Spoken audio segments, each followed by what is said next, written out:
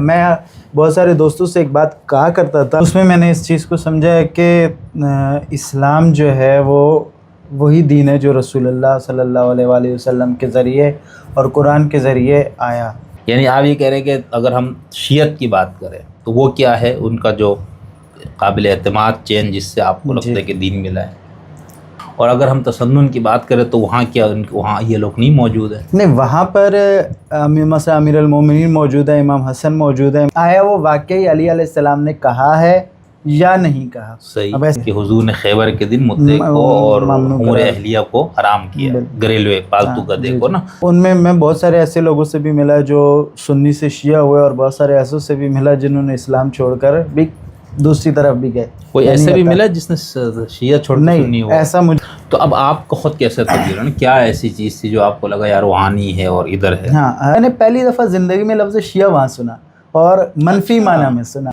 تو اس کے اندر جب ہم شیعہ کانسیپٹ آف امامہ دیکھتے ہیں نا، تو پھر اس کے اندر وہ جو جس بنیاد پہ آپ نے اس کو بہت اہمیت دی، اب اہل سنت کے دوستوں کو میں نے دیکھا وہ کہتے ہیں یار یہ دیکھو کیسے حضرت علی کے ماننے کے بعد حضرت علی کس سے روایت ہے، تو یہ میں نے کہا کہ تھوڑی یہ بہترین وضاحت ہو گئی نا۔ جو ہے وہ شیعہ کتاب سے لوں گا، اگرچہ سنی کتاب میں ایک حدیث مولا علی سے ہو، یہ ٹھیک ہے، گڈ، جو آپ کے سامنے آئی اس نے آپ کو اتنا متاثر کیا کہ آپ نے بالکل اپنا آبائی مسلک کو ہی چھوڑ دیا۔ اور میں بہت سارے ہمارے دوست امام شافعی کی بہت تعریف کرتے ہیں رحمۃ اللہ علیہ کی، کہ تو میں نے اکثر دوستوں سے ہمیشہ یہ کہا ہے کہ امام شافعی اور شیعہ نہیں ہیں۔ کیوں شیعہ نہیں ہے؟ لیکن اس کے اندر فاتح ایک مسئلہ آتا ہے نا، مثال کے تو یہ دیکھا نا، کسی حوالے سے آپ کا ٹرننگ پوائنٹ امامت ہی ہے نا، یعنی آپ کو پھر وہی دین کے قابل اعتماد سوچ، پھر حضرت علی پوری ان کی جو شخصیت موجود تھی اس سب کو دیکھ کے وہ اس ریاستی پاور کے ساتھ انسان کی ہدایت کرے تاکہ ہر پہلو سے اس کو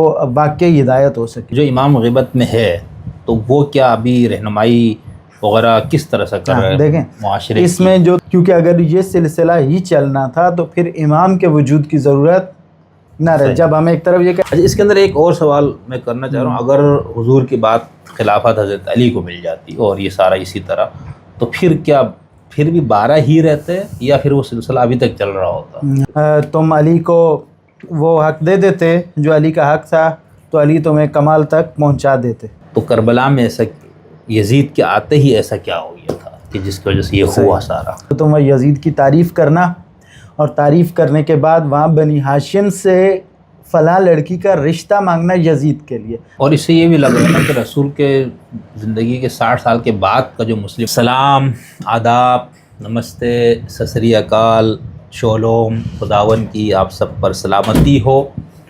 میں شمس الدین حسن شگری ایک نئے پروگرام کے ساتھ آپ کی خدمت میں حاضر ہوا ہوں۔ آج میرے ساتھ ایک بہت معروف علمی شخصیت، نوجوان محقق، محترم جناب حجت الاسلام والمسلمین علامہ محمد احمد فاطمی صاحب تشریف فرما ہے۔ فاطمی صاحب سے غالباً کوئی 5 سال پہلے ایک پروگرام میں ہماری ملاقات ہوئی تھی اور سرسری گفتگو، اور بہت متواضع منکسر المزاج انسان۔ اس کے بعد پھر سوشل میڈیا پہ بہت متحرک ہے ماشاءاللہ سے، قم میں ابھی اس وقت زیر تعلیم بھی ہیں۔ تو پاکستان تشریف لائے ہوئے تھے اسی محرم الحرام کے سلسلے میں، تو ہماری خوش قسمتی یہ ہوئی کہ ان سے رابطہ بھی ہوا۔ تو ہم نے ان سے درخواست کی بھائی آپ آئے ہوئے ہیں تو پھر آپ کے ساتھ بھی ہم ایک پروگرام کرنا ویسے بھی چاہ رہے تھے۔ تو پہلے میرا ارادہ یہی تھا کہ زوم پہ یہاں سے کروں گا، لیکن آپ تشریف لائے ہوئے تو میں نے کہا پھر براہ راست بیٹھ کے، تو سر کی بہت مہربانی ہے فاطمی صاحب کی، انہوں نے مجھے ٹائم دیا۔ تو بس میں ان سے 2 ٹاپک پہ گفتگو کروں گا۔ ایک تو اس موضوع پہ میں نے آج تک کسی کے ساتھ گفتگو نہیں سنی اور خود میں نے بھی نہیں کی، تو اس کے لیے بھی بہت ہی مناسب شخصیت فاطمی صاحب کی ہی ہے کہ ہمارے ہاں ایک ہم اصطلاح استعمال کرتے ہیں، خاص طور پر عربی کتابوں میں یہ لفظ مستبصرین کا لفظ یا متشیعین بھی کہا جاتا ہے غالباً، یعنی ایسے لوگ جو کسی اور دھرم اور مذہب سے یا کسی اسلامی مسالک میں سے کسی مسلک سے جنہوں نے اپنی تحقیق، غور و فکر، مطالعہ اور مباحثوں کے بعد صحیح سمجھتے ہوئے جنہوں نے شیعت کو، اثنا عشری تشیع کو قبول کیا ہو۔ تو ایک تو اس سے گفتگو کروں گا، چونکہ خود ماشاءاللہ فاطمی صاحب خود بھی مستبصرین میں ان کا شمار ہوتا ہے، تو کنورٹڈ آپ جس کو کہہ سکتے ہیں.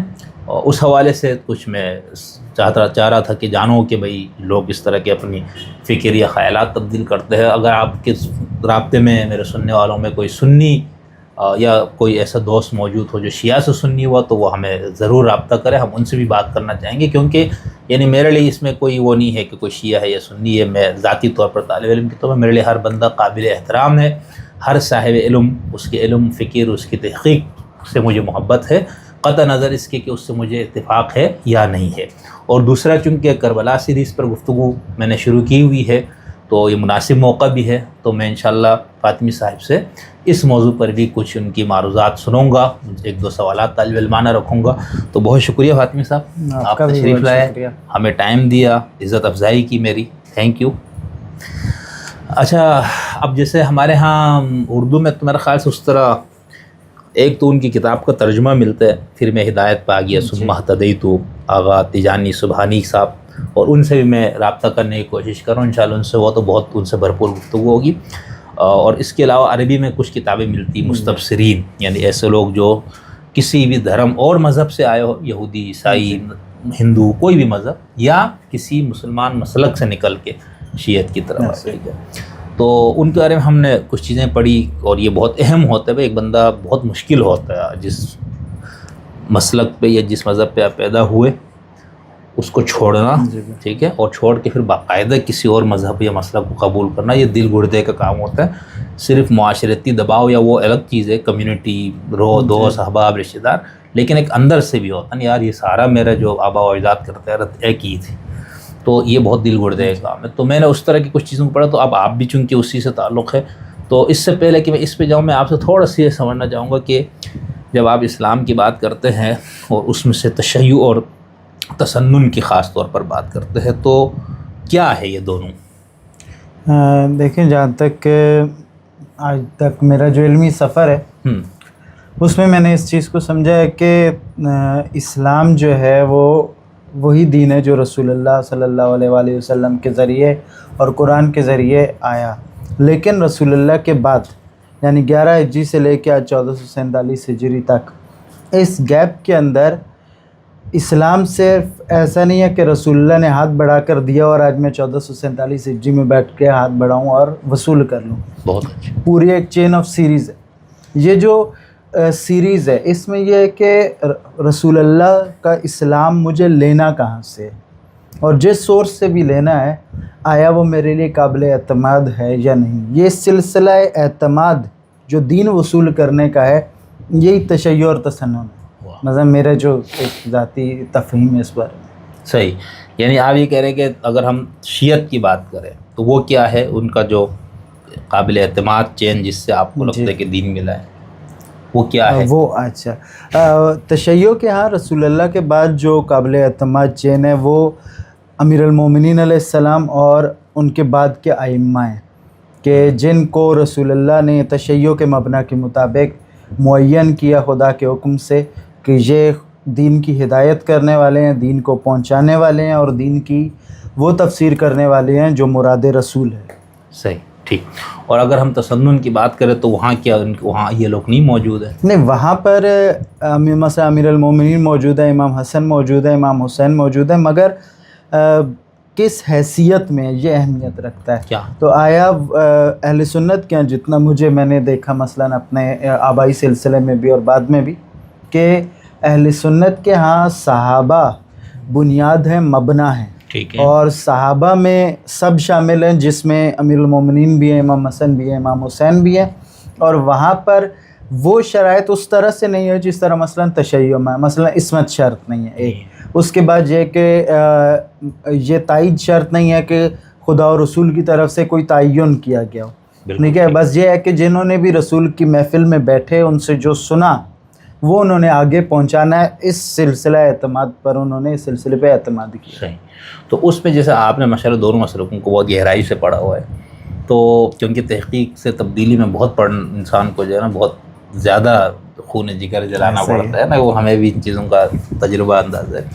اس کے اندر آپ نے کیا دیکھا کہ جو مثال کے طور ہمارے پاس سنی مصادر حدیث میں بھی حضرت علی اور ان کی چین میں پیغمبر سے چیزیں منقول ہیں، اور خود ان کے اپنے کچھ قضایا فتاوا بھی موجود ہے صحیح، بالکل، اور شیعہ کتابوں میں بھی ہے۔ تو آپ کو کیا لگتا ہے کہ جو سنی کتابوں میں ان ہستیوں کے حوالے سے، اگر ہم ان تین کی فی الحال بات کریں، صحیح، وہاں جو کچھ آیا وہ کیا بالکل قابل اعتماد ہے، یا وہ آپ سمجھتے ہیں کہ اس میں کچھ مسائل ہیں؟ نہیں، قابل اعتماد بعنوان شیعہ ہاں، نہیں ایک سمجھا شیعہ گیا، کے ایک لیے شیعہ کے لیے قابل اعتماد نہیں ہے۔ نہیں اس کی وجہ جو یہ ہے ان کہ سے ان سے بھی منقول ہے، کیونکہ ناقل رسول اللہ کے بعد مثلاً حضرت علی ہیں، یا امام حسن ہے، یا امام حسین ہے، لیکن اب حضرت علی تک پہنچنے تک، میرے اور حضرت علی تک اس حدیث کے درمیان جو سلسلہ سند ہے، آیا وہ واقعی علی علیہ السلام نے کہا ہے یا نہیں کہا؟ صحیح۔ اب ایسی بہت ساری چیزیں بیچ میں آ جاتی ہیں، اس لیے وہ اس مبنی پہ، مثال کے طور پر میں ایک شیعہ ہونے کی حیثیت سے نماز کا طریقہ جو ہے وہ شیعہ کتاب سے لوں گا، اگرچہ سنی کتاب میں ایک حدیث مولا علی سے ہو، یہ ٹھیک ہے، گڈ، یہ لیکن بہت اہم ہے، کیونکہ ہمارے یہاں لوگوں یہ کہتے ہیں حضرت علی نے یہ کہا، بھائی تو وہ تو آپ کی کتاب میں ہے نا۔ مثال یہ متع والی ہم سب سے مشہور روایت، وہ حضرت علی سے مروی ہے ایسا ہی ہے کہ حضور نے خیبر کے دن متع کو اور امور اہلیہ کو حرام کیا، گھریلو پالتو گدے کو نا۔ تو اب اہل سنت کے دوستوں کو میں نے دیکھا وہ کہتے ہیں یار یہ دیکھو کیسے حضرت علی کے ماننے کے بعد حضرت علی کس سے روایت ہے۔ تو یہ میں نے کہا کہ تھوڑی یہ بہترین وضاحت ہو گئی نا، کہ ضروری نہیں کہ حضرت علی سے مروی کوئی چیز سنی کتاب میں تو شیعہ کے لیے حجت ہو، یہ سنی کے لیے حجت ہے، شیعہ کے لیے بہت اچھا۔ اچھا، اب میں اس پہ آتا ہوں کہ جب خود آپ کا اپنا ذاتی سفر بھی ہے اور آپ کئی ایسے لوگوں سے ملے ہوں گے جنہوں نے اپنا مسلک چینج کیا یا مذہب بھی چینج کرنے والوں سے پتہ نہیں آپ کو ملاقات ہوئی یا نہیں ہوئی، تو اس میں کیا مطلب خود آپ اگر اپنا بتانا چاہیے کہ کس طرح سے آپ کو یہ تبدیلی آئی؟ دیکھیں، اگر پہلے کلی طور پر بات کی جائے، یعنی خود میرے ساتھ یا باقی مستبصرین، ہاں، تو ان میں بہت سارے ایسے لوگوں سے بھی ملا جو سنی سے شیعہ ہوئے، اور بہت سارے ایسوں سے بھی ملا جنہوں نے اسلام چھوڑ کر بھی دوسری طرف بھی گئے۔ کوئی ایسے بھی ملا جس نے شیعہ چھوڑ کر سنی ہو؟ نہیں، ایسا مجھے نہیں ملا، میں نے ڈھونڈا، کوشش کی تو نہیں ملا، اگرچہ بہت کچھ لوگوں نے مثلا سپاہی صاحبہ نے 1-2 کتابیں شائع کی ہیں جس میں انہوں نے نام لکھے ہیں، لیکن ان میں وہ نام لکھے ہیں جو بندے کبھی بھی یہ قبول نہیں کرتے کہ ہم سنی۔ مثلا ابوالفضل برقعی کو لکھا سپاہی صحابہ کی کچھ کتابوں میں کہ یہ شیعہ سے سنی ہوئے، لیکن ابوالفضل برقعی تو نہیں مانتے نا، اگرچہ معروف شیعہ نظریات سے ان کا اختلاف ہے۔ علی شرف الدین موسوی کو بھی کچھ لوگوں نے وہ بھی اپنا لکھا، وہ سنی نہیں کہتے، تو ایسا مجھے نہیں ملا بہرحال۔ لیکن مطلب کلی طور پر مختلف جو دیکھے دوست یا اپنا بھی، تو استبصار بنیادی طور پر 2 چیزیں ہیں مجھے جو لگتا ہے۔ پہلی یہ کہ انسان جو ہے وہ اپنے اندر یہ شوق محسوس کرتا ہے، یہ ذوق ہے اس کے اندر کہ اس نے سوچنا ہے، مختلف چیزوں پر سوچنا ہے، اور ضروری نہیں ہے کہ وہ کنورٹ بھی ہو ہر چیز، مثلا اپنا ہر پرانا نظریہ بدل دے، ایسا بھی ضروری نہیں، سوچنا ہے۔ سوچنے کے بعد جب وہ مثلا مذہب کے اندر آتا ہے اور وہ مختلف چیزوں کو دیکھتا ہے، 2 چیزیں ہیں جو آپس میں ایک جیسی نہیں ہیں، اور ان کے دلائل کو دیکھنے کی کوشش کرتا ہے، اور پھر اس کی عقل کو، اس کی نیچر یا اس کے وے آف انڈرسٹینڈنگ کو جو دلیل اپیل کرتی ہے، کیونکہ وہ اس کا ایک مائنڈ سیٹ سٹرکچر ہی ایسا ہے کہ وہ دلیل کی طرف جائے گا، تو جہاں پر اس کے مائنڈ کی فریکوینسی کسی دلیل سے میچ کرتی ہے اور اسے لگتا ہے ہاں یہ عقلی طور پر درست ہے اور باقی جو مبنی ہے ان کے مطابق، پھر وہ اس کی طرف جانا شروع ہوتا ہے، چاہے وہ کسی بھی مسئلہ ہے، اس کے لیے ضروری نہیں ہے کہ اسلام کے اندر بھی ہو، اسلام سے باہر بھی۔ ٹھیک، تو اب آپ کو خود کیسے تبدیل ہونا، کیا ایسی چیز تھی جو آپ کو لگا یار روحانی ہے اور ادھر ہے؟ ہاں، میرا جو سفر ہے وہ اس کو 2 سے 3 مثلا ڈائمینشنز میں ایک طرح سے دیکھتا ہوں۔ پہلا تو یہ کہ بچپن سے مجھے امیر المومنین علیہ السلام سے ایک بہت خاص لگاؤ تھا، یعنی ایک بے ساختگی تھی۔ میں نماز جمعہ پڑھنے جایا کرتا تھا، مجھے آج بھی یاد ہے، ادھر جامع مسجد تھی ہماری، وہاں بریلوی مسلک کی، وہاں مفتی عنایت اللہ اظہری مرحوم ہوا کرتے تھے، تو ان کے خطبے میں اکثر ہر خطبے میں کچھ نہ کچھ فضائل اہل البیت و فضائل حضرت علی ہوتے تھے، تو مجھے باقی خلفاء اگرچہ ان کا احترام اپنی جگہ، لیکن ان کے فضائل نے کبھی اپیل نہیں کیا اپنے بچپنے اور نوجوانی میں۔ سنی بھی آپ یہ کہہ رہے ہیں ابھی؟ ہاں، میں اس زمانے میں، لیکن مجھے حضرت علی علیہ السلام کے فضائل نے بہت اپیل کیا ہمیشہ، یہ ایک نیچرل وہ تھا۔ پھر دوسری چیز یہ ہوئی کہ میرے اندر شاید ایک چیز تھی، باقیوں میں نہ ہو یا ہو بھی سکتی ہے، کہ جس چیز کی مخالفت میں سنوں یا پڑھوں میں اس کی جستجو ہمیشہ ضرور کرتا ہوں کہ آیا یہ جو مخالفت کر رہا ہے ایسا ہے یا نہیں ہے. تو ہوا یہ جو سٹارٹنگ، بالکل میں اسے فرسٹ سٹیپ کے طور پر دیکھتا ہوں اپنی لائف میں، کہ میری والدہ مرحومہ کا انتقال ہوا 6 محرم الحرام کو. تو اس کے بعد گھر میں خواتین، تو عاشورہ کے دن خواتین ساری بیٹھی ہوئی، اب خواتین ہیں اور اہل سنت ہیں اور گیدرنگ ہے، فوتگی کی تو باتیں ہو رہی ہیں. تو میں نے پہلی دفعہ زندگی میں لفظ شیعہ وہاں سنا اور منفی معنی میں سنا. تو میرے ذہن میں مجھے آج بھی یاد ہے، خیال آیا کہ نہیں یہ ایسا کیسے ہو سکتا ہے، مثلاً کہ مسلمان شیعہ ہیں، خود کو مسلمان کہتے ہیں لیکن رسول اللہ کے مخالف ہیں. مطلب وہ مفہوم ان کا پنجابی میں اس قسم کا تھا گفتگو کا. تو وہ پہلا میرے ذہن میں ایک ریزسٹنس کریٹ ہوئی کہ نہیں، یہ جو بیانیہ یہاں ان خواتین کے درمیان میں سنتے ہوئے جا رہا ہوں، میری عقل نہیں مان رہی. تو وہاں سے سٹارٹ، اور پھر اس کا جو تیسرا مرحلہ ہے وہ مطالعے سے شروع ہوا، آہستہ آہستہ تدریجاً. تقریباً شاید 6 سال 6.5 سال میں نے پہلے پڑھا، تشیع کی کتابوں کو پڑھا، پھر اہل سنت کی کتابیں جو میسر تھیں انہیں پڑھا. پڑھتے پڑھتے پھر میں اس نتیجے پہ پہنچا کہ رسول اللہ کا لایا ہوا دین، اس کی جو موجودہ میرے زمانے میں جو بہترین تفہیم ہے، یا جو اس کا تقریباً یا کما حقہ ہو اسی طرح سے پیش کیا جا رہا ہے جس مسلک کے علمی اور اعتقادی زاویوں میں، وہ تشیع ہے.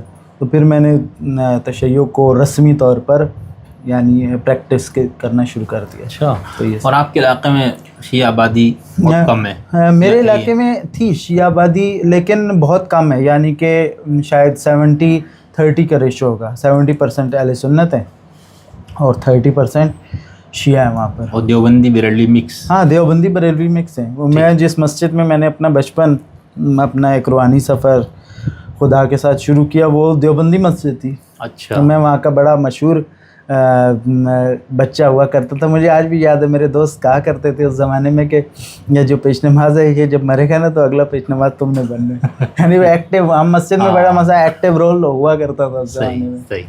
اچھا، اس کے اندر جیسے ہم جب یہ کہتے ہیں نا بندہ شیعہ بن گیا یا سنی، تو اس میں جو بنیادی چیز ہے، مثال کوئی بندہ کہتا ہے یار میں اس فلانا فقہی مسئلے سے متاثر ہو گیا، 3 نکاح طلاق کا، جیسے اس میں بھی لوگوں کو مسئلے ہے، اس میں بہت سے حنفی اہل حدیث بھی ہو جاتے ہیں، یار ادھر حلالہ کرانا پڑتا ہے، بھائی بس کرو.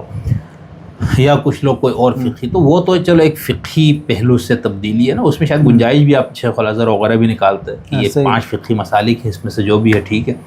لیکن ایک ہے اعتقادی، تو اعتقادی پہلو تو جو بنیادی ریڑھ کی ہڈی نا، تو امامت کا مسئلہ. تو اس امامت کے مسئلے نے آپ کو کیسے مطمئن کیا؟ مجھے جس چیز نے یعنی پہلے تو مجھے بتائیں شیعہ امامت کا کانسیپٹ ہے کیا، دیکھیں، تاکہ اس کے بعد ہم اس پہ بات کریں گے.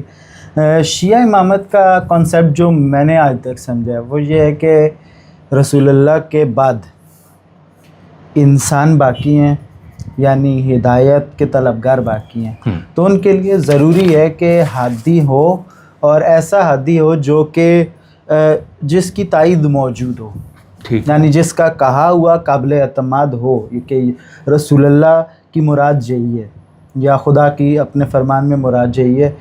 اس ہادی کو جس کے پاس تائید الہی موجود اور تائید نبوی موجود ہو، اس کا وجود جو ہے وہ امام ہے، اسے امام ہم کہیں گے، یا امامت وہ ہے جو انسان کی تمام پہلوؤں میں ہدایت کے لیے، دینی، دنیاوی، انفرادی، اجتماعی، رسول اللہ کے بعد عقلی طور پر ضروری ہے کہ تاکہ انسان اس کمال تک پہنچ سکے جس پر مثلاً دین اسلام یا خداوند تعالیٰ انسان کو پہنچانا چاہتے ہیں. تو یہ امامت مطلب مجھے میری جو انڈرسٹینڈنگ ہے. تو اس کے اندر تو جو باقی جو ہم جیسا اگر ہم کہتے ہیں خلافت والے، تو وہاں یہ چیز موجود شرط نہیں ہے؟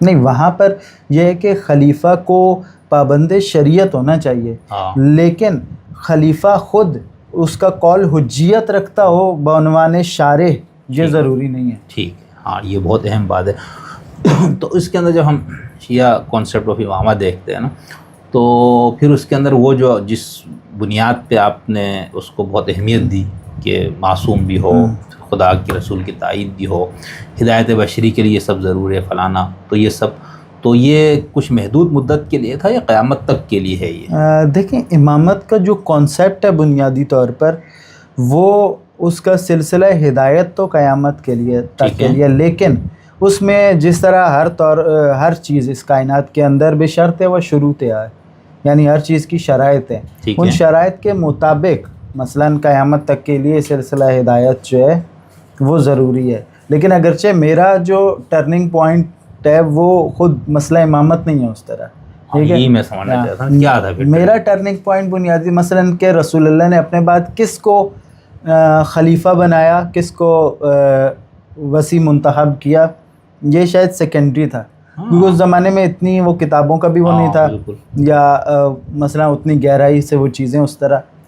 مجھے جو چیز سب سے زیادہ اپیل کیا جس نے وہ یہ کہ رسول اللہ کی تعلیمات کو رسول اللہ کی زندگی میں کس شخصیت نے کس حد تک جذب کیا اپنی پرسنالٹی کے اندر، اور پھر رسول اللہ نے بھی تائید کی ہو کہ مثلاً یہ واقعتاً اس نے میری تعلیمات، میری تربیت کا جو شاہکار ہے، تو رسول اللہ کے بعد وہی اہل ہے کہ اس سے رسول کی بات سنی جائے، جس نے رسول کو کما کو ایبزارب کیا، رسول کی تمام ٹیچنگز کو.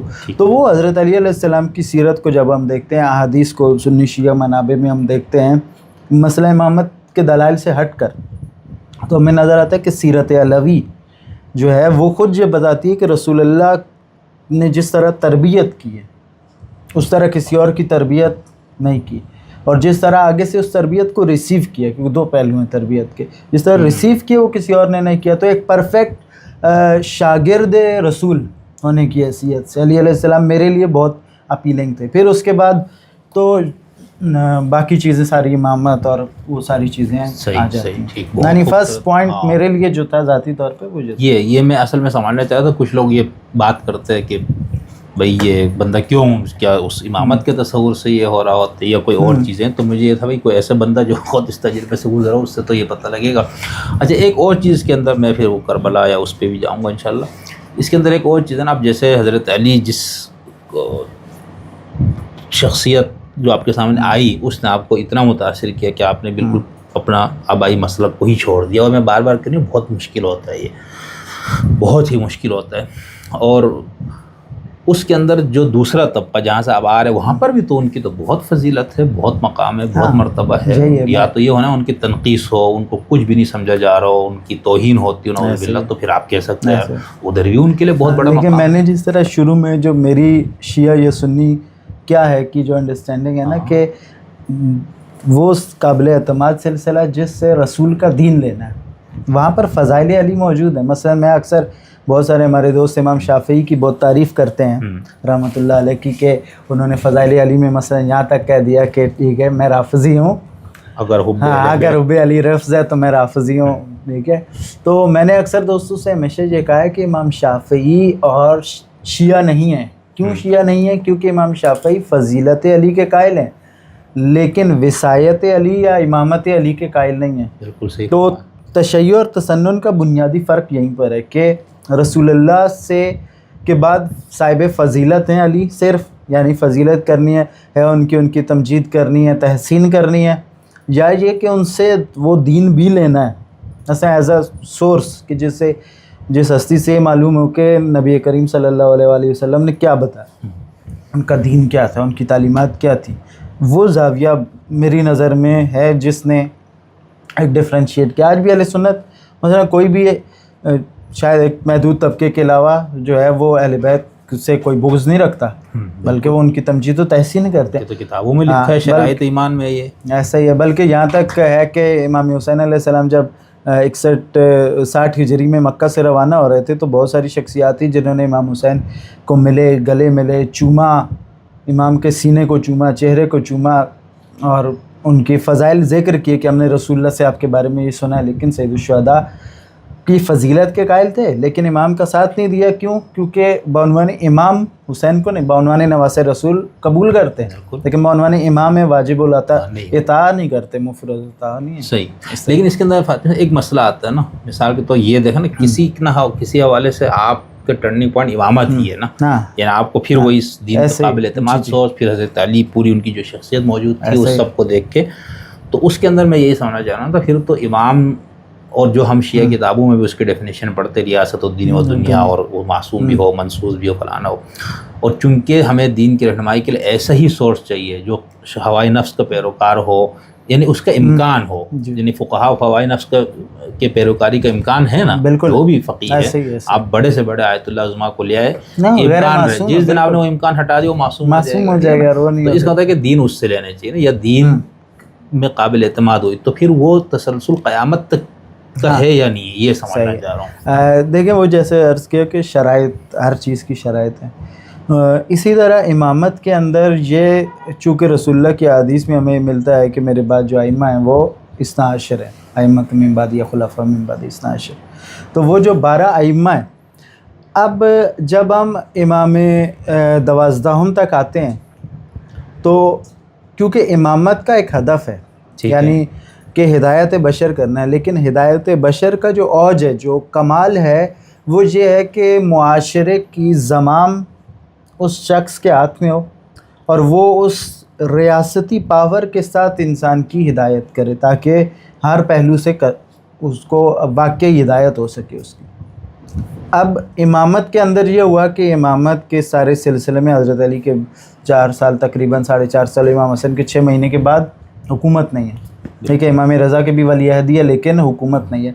یعنی وہ جو امامت کا ہدف اصلی تھا، اس کا جو دوسرا پہلو ہے مقبولیت عوام کی طرف سے، اس کی کمی یا نصرت کی کمی کی وجہ سے وہ متحقق نہیں ہو سکا. اب جب وہ نہیں ہوا تو یہ سلسلہ چلتے چلتے، کیونکہ ائمہ فطری طور پر انسان ہیں اور موجود ہیں، ایسا نہیں ہے کہ وہ مثلا اگر نہیں ہوا تو وہ 1000 سال تک زندہ رہیں گے جب تک مثلا یہ نہ ہو. اب امام کی ایک زندگی تھی، لیکن اب یہ کرتے کرتے بات آ گئی امام 12 تک، امام زمانہ تک. اب جب یہاں پر بات آتی ہے تو ان شرائط کے متحقق ہونے کے لیے جو تشیع کا مبنی ہے کہ ضروری ہے کہ ایک غیبت یا ایک ایسا سلسلہ ہو جس کے اندر امام موجود رہے، پشت پناہ رہے. لیکن کیونکہ امت نے پچھلے 11 ائمہ کی کیا ناقدری، اور وہ ناقدری نتیجہ اس کا نکلا کہ امام شہید ہو گئے یا امام اس دنیا سے چلے گئے. لیکن اب سلسلہ ہدایت کی آخری کڑی ہے. اب آخری کڑی کو اگر سکپ کر دیں یا اسی طرح مطلب وہ نارملی 100 سال 50 سال زندہ رہیں اور شہید ہو جائیں، اگر ایسا ہو تو وہ جو ہدف اصلی ہے دین کا، یعنی انسانی معاشرے کو کمال تک پہنچانا، اس کے لیے پھر آپ کو ختم نبوت کا انکار کرنا پڑے گا. اگر آپ غیبت کا انکار کر دوں میں تو میرے لیے ضروری ہے میں ختم نبوت کا انکار کر کے نیا نبی مانگوں خدا سے. تو جو امام نے آپ بات پوری کر لیا، نہیں ہوگی. تو جو امام غیبت میں ہے تو وہ کیا ابھی رہنمائی وغیرہ کس طرح سے کر رہے ہیں؟ دیکھیں معاشرے اس میں جو تشیع کا مبنی ہے، ٹھیک ہے، ایک معروف مبنی ہے اور اس میں کچھ مثلا میری اپنی انڈرسٹینڈنگ جو ہے دونوں بتایا. دونوں معروف مبنی تو ایک مثال کا ہے کہ جو مثال اکثر دی جاتی ہے عوامی سطح پر بھی کہ بھائی جس طرح سورج بادلوں کے پیچھے ہے اور اس کی روشنی پہنچ رہی. لیکن اس میں جو دقیق انڈرسٹینڈنگ مجھے جو محسوس ہوتی ہے وہ یہ ہے کہ امام جو ہے یعنی امام زمانہ جو غیبت میں ہیں، وہ پشت پناہ اس عنوان سے ہیں کہ جو تعلیمات دین کی اساس ہے، ٹھیک ہے، اس سے انحراف واقع نہ ہونے پائے. لیکن ان کا سلسلہ ہدایت اس وقت منقطع ہے. یعنی کوئی ہم کہیں کہ ڈائریکٹلی کسی شخص کو یا کسی سلسلے سے، جیسے ان کی غیبت صغریٰ میں تھا کہ نوابین اربعہ تھے، ایسا کوئی سلسلہ موجود نہیں ہے اور ممکن بھی نہیں ہے. کیوں؟ کیونکہ اگر یہ سلسلہ ہی چلنا تھا تو پھر امام کے وجود کی ضرورت نہ رہے. جب ہم ایک طرف یہ کہہ رہے ہیں نا کہ امام ضروری ہے، پھر ہم یہ کہہ رہے ہیں کہ ناصر ضروری ہیں جو نہیں ہے، اور اس نصرت کی کمی سے امام غیبت میں گیا. اب جب امام غیبت میں چلا گیا اور ناصر نہیں ہے تو اگر امام وہاں سے بھی مثلا نائب خاص کے ذریعے غیبت کبریٰ میں بھی یہ سلسلہ جاری رکھیں گے تو خود پھر امام کا اپنے ہونا، دیکھیں امام کو تو سامنے ہونا چاہیے، وہ دونوں چیزیں آپس میں میچ نہیں کرتی. تو اب اگر ناصر نہیں ہے تو ضروری ہے کہ ایک غیبت کا وہ سلسلہ ہو جو ان کے اندر، اس معاشرے کے اندر ایک ضرورت کو ایجاد کرے، یعنی معاشرتی نفسیات کے اندر ایک احساس ضرورت پیدا ہو جو وہ کمی مثلا جو پچھلے 11 ائمہ کے اندر کے زمانے میں معاشرے کے اندر نہیں تھی، کیونکہ امام موجود تھا تو انہیں مثلا یا ہم کہہ لیں کہ قدر نہیں تھی یا وہ احساس نہیں تھا کہ ہمارے کمال کے لیے ہونا ضروری ہے۔ اب امام جو ہے جب غیبت مکمل طور پہ جاتے ہیں، اب یہاں پر ہدایت بشر کے لیے ہادی غیبت میں ہے، لیکن اب جو سیکنڈری سورس ہے اس پر بات آ گئی، اور وہ ہے مثلاً احادیث ہیں، قرآن ہے۔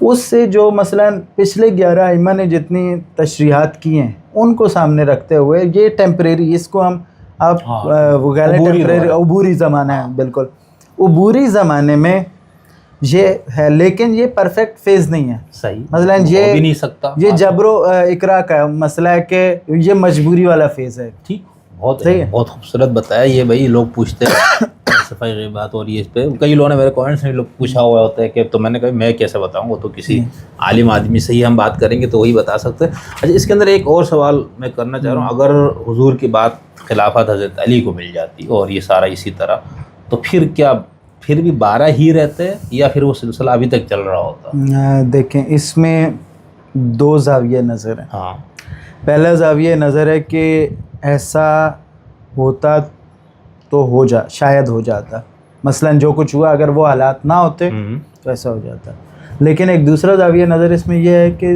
جو حالات ہونے تھے انہوں نے ویسے ہی ہونا تھا۔ یہ مثلا وہ جو ایک ہے نا کہ علم الہی کی بحث، کہ علم الہی میں تھا کہ ایسا نہیں ہونا چاہیے لیکن ایسا ہونا ہے، ہاں، تو اس صورت میں تو جبری ہو گیا یار، یعنی یہ بات تو موجود ہے کیونکہ نظریہ کتابوں میں، مطلب میں وہ بات کروں نہیں صحیح ہے کہ علم الہی میں تھا کہ بھائی ایسا مثلا ہی ہونا تھا، اگرچہ پرفیکٹ نہیں ہے لیکن تھا کہ ایسا ہی ہونا ہے، تو اس صورت میں تو اس کا امکان نہیں رہتا اس سوال کا۔ لیکن اگر ہم یہ کہتے ہیں کہ ایسا اگر یہ حالات نہ ہوتے تو حضرت علی کے پاس حکومت آتی، اور اس پر ایک دلیل یہ بھی ہے کہ جو سیدہ کا خطبہ ہے اس کے اندر انہوں نے فرمایا تھا کہ اے لوگو اگر تم علی کو وہ حق دے دیتے جو علی کا حق تھا تو علی تمہیں کمال تک پہنچا دیتے، مثلا یعنی اس سے لگتا ہے کہ اگر حالات ایسے وہ نہ ہوتے تو خلافت حضرت علی کو مل جاتی، پہلی بات۔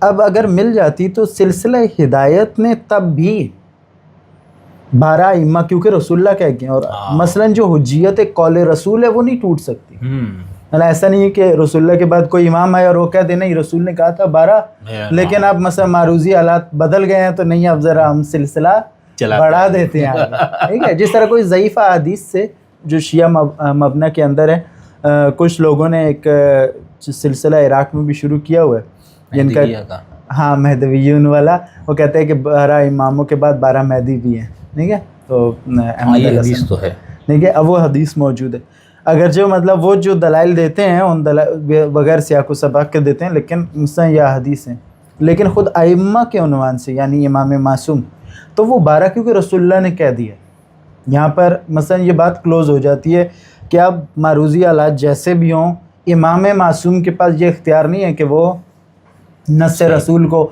یا نص خدا کو بدل دے۔ بہت اچھا، بہت زبردست بھائی فاطمی صاحب، مزہ آ گیا۔ اچھا، اس کے اندر ایک اور چیز ہے نا، بس یہ آخری سوال پھر میں نے ادھر جانا ہے۔ اگر میں امامت کی ڈیفینیشن جو کتابوں میں ہے، امام کی جو ذمہ داری یہ سب کچھ دیکھتا ہوں اور جس مقصد کے لیے امام کی ضرورت کا زور دیا جاتا ہے نا، اس حوالے سے دیکھتا ہوں تو مجھے تو اسماعیلی امامت زیادہ صحیح نظر آتی ہے، تو آپ کو اس میں کیا مسئلہ آ رہا ہے؟ مثلا اسماعیلی نظاری صحیح موجود ہے ہمارے سامنے، ہم رہنمائی لیں گے، ہدایت دیں گے، جو بھی مسئلہ ہوگا امام انشاءاللہ ہمیں اعتصام بالامام ہوگا بھائی، ایسے ہی ہے۔ دیکھیں اسماعیلی امامت میں جو سب سے پہلا مسئلہ ہے وہ مسئلہ شروع ہوتا ہے ان کے ائمہ مستور کا، ٹھیک ہے، یعنی کہ جناب اسماعیل اور جناب محمد بن اسماعیل کے بعد جو ان کا آگے احمد بن محمد سے اور آگے سلسلہ، یہ ائمہ الحاکم بامر اللہ تک ائمہ مستور ہیں، اور ائمہ مستور کا کوئی واضح نہ ہدایتی منشور موجود ہے، یعنی خود اسماعیلیہ کے یہاں کی بات کر رہا ہوں، مطلب کوئی بہت کلیئر اس طرح سے نہ ان کی حیات موجود ہے، نہ سیرت، اور نہ کوئی ہدایتی منشور اور باقی چیزیں، ٹھیک ہے، شاگرد ہو گئے یا کوئی بھی سلسلہ ہو۔ اور ایک بڑے گیپ کے بعد جو ہے وہ جب فاطمی حکومت بنتی ہے، اگرچہ مجھے شروع میں بہت سارے لوگ سمجھتے ہم تھے, تو آپ وہ مجھے کہتے تھے کہ ہم اسماعیلی تو نہیں ہے کہ نام کے ساتھ فاطمی لکھا ہوا ہے. تو ایسا رہا ہے میرے ساتھ. تو وہ اس کے بعد یہ امامت کا سلسلہ آگے بڑھتا ہے فاطمی حکومت کے بعد سے. مطلب اس میں ان کے امام واضح سامنے آتے ہیں, حکومت بناتے ہیں, لوگوں سے گفتگو کرتے ہیں, اور یہ سلسلہ مثلاً چلتے چلتے پھر آگے جا کر جہاں ان کا بوریوں سے اختلاف ہوتے ہیں اور وہاں الگ ہو گئے, اور وہ مثلاً ان کے ادائی مطلق ہے تو ان کے یہاں یہ امام ہے. ٹھیک ہے, یہاں بھی آ کر مثلاً جو آغا خان دوم ہیں, جہاں تک مجھے یاد ہے, شاید اشتباہ ہو سکتا ہے دوم یا سوم, ان کے اوپر یہ بھی ہوا کہ جو تھا کہ بڑے بیٹے کو امامت ملتی ہے, جو ایک اسماعیلی مثلاً اصول ہے, جہاں سے شروع ہوا تھا ایسا ہی تھا. لیکن اب وہ اس کے بعد ان کے جو ہے بڑے بیٹے کو نہیں ملی, نواسے کو ملی تھی شاید, یا پوتے کو, پوتا تھا. ہاں, یہی جو آغا خان مرحوم ابھی جن کا انتقال ہوا ہے وہ پوتے تھے اس سے پہلے آغا خان کے. تو اب مثلاً یہ جو چیز ہے آئمہ, میرے لیے جو چیز ایک سوال تھی وہ آئمہ مستور ہیں, بہت بڑا سوال پہلا. دوسرا یہ کہ امام معصوم جو ہے اس کا ایک چیز ہے کہ اس کا ہونا ضروری ہے, لیکن دوسری چیز یہ ہے کہ اس سے ہدایت جو ہے وہ جو لی جائے گی تو وہ اپنے زمانے کا پرفیکٹ ترین انسان ہونا بھی ضروری ہے. لیکن ہم مثلاً پرانے ائمہ اسماعیلیہ کا ہمیں نہیں معلوم, مثلاً صرف کتابوں میں کچھ چیزیں موجود ہیں, لیکن جہاں سے مثلاً سلسلہ کتابوں میں واضح طور پر آیا, وہاں ہمیں بہت ساری چیزیں ایسی مثلاً نظر آتی ہیں کہ جو ان کے خصوصاً عصر حاضر میں, ٹھیک ہے, کہ جو اس ایک پرفیکشن کا وہ جو ہے جو قول میں اور کلام میں اور باقی چیزوں میں اور ہدایت میں, وہ اس طرح سے ہمیں نہیں ملتی جیسی ائمہ اثنا عشر کے ہمیں. مثلاً ہمیں عالم فی الناس ہونے کا جو ایک سٹیٹس ہے وہ ائمہ اسماعیلی خصوصاً مثلاً ریسنٹ کی جنہیں ہم نے مثلاً ویڈیو آڈیوز میں بھی دیکھا ہے کہیں نہ کہیں, ان میں ہمیں وہ اس طرح سے, میں نے خود کوشش کی, مرحوم آغا خان کے بہت سارے لیکچرز میں نے سنے پرسنلی, مطلب میں بھی آپ کی طرح مثلاً اتنی وسعت قلبی ہے کہ سامنے والے کو بالکل سنا جا سکتا ہے اور اس سے کوئی چیز سیکھنے کو ملتی ہے تو لی جا سکتی ہے. تو میں نے سنا مثلاً بہت سارے, لیکن شاید میری انڈرسٹینڈنگ یا میرے ذہن کے وہ نقص ہے, یہ جو امامت کا یا امام کا جو معیار ہے اس پہ مکمل طور پر نہیں. اچھا, لیکن اسماعیلیوں کا اپنا نقطہ تو یہی ہے نا کہ بالکل امام عصمت بھی حاصل ہے اور نص بھی ہے, نص بھی ہے, لیکن مثلاً وہ اس پرفیکٹ ان کا معیار وہ نہیں ہے جو اثنا عشریہ کا ہے. صحیح, ٹھیک ہے, ان کے معیارات مثلا کچھ نہ کچھ اختلاف تو ہے ہمارے ساتھ, جس وجہ سے اب جس طرح زیدیہ ہو گئے, اب زیدیہ کا اپنا ایک معیار ہے جس میں عصمت بھی شرط نہیں ہے, ان کے یہاں 6 مہینے 3 مہینے بعد امام بدلتے رہے. نص بھی وہ نص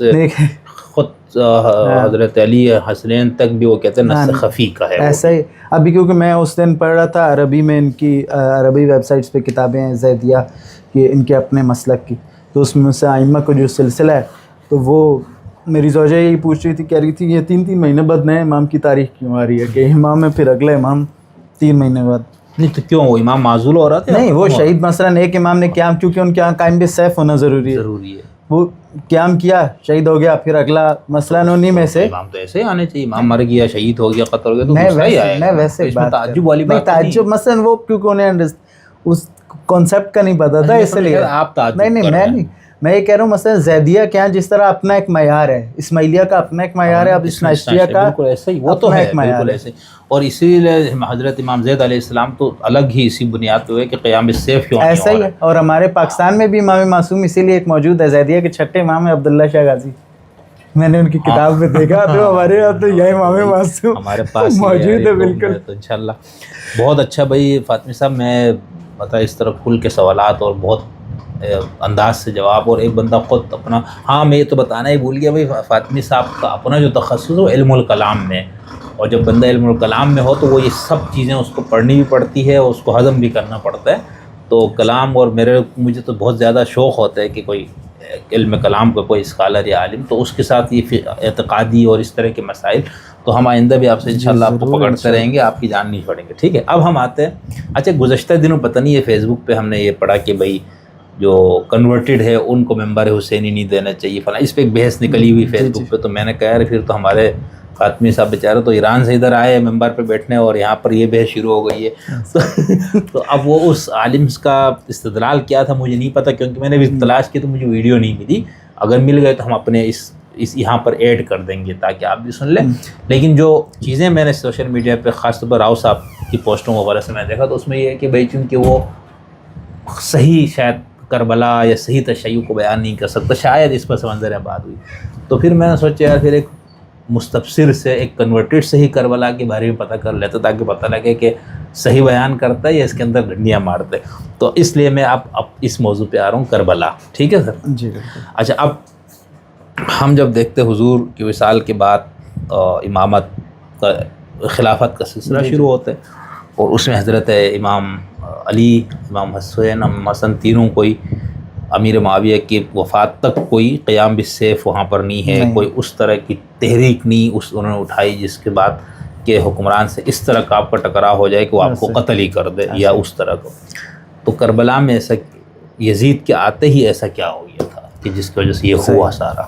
دیکھیں کربلا ایک مستبصر کی نگاہ سے اگر ہم بات کریں تو ہمیں مثلا مجھے جو لگتا ہے بعنوان مستبصر وہ یہ ہے کہ یہ ایک سلسلہ اختلاف تھا جو 11 ہجری سے شروع ہوا. ٹھیک ہے.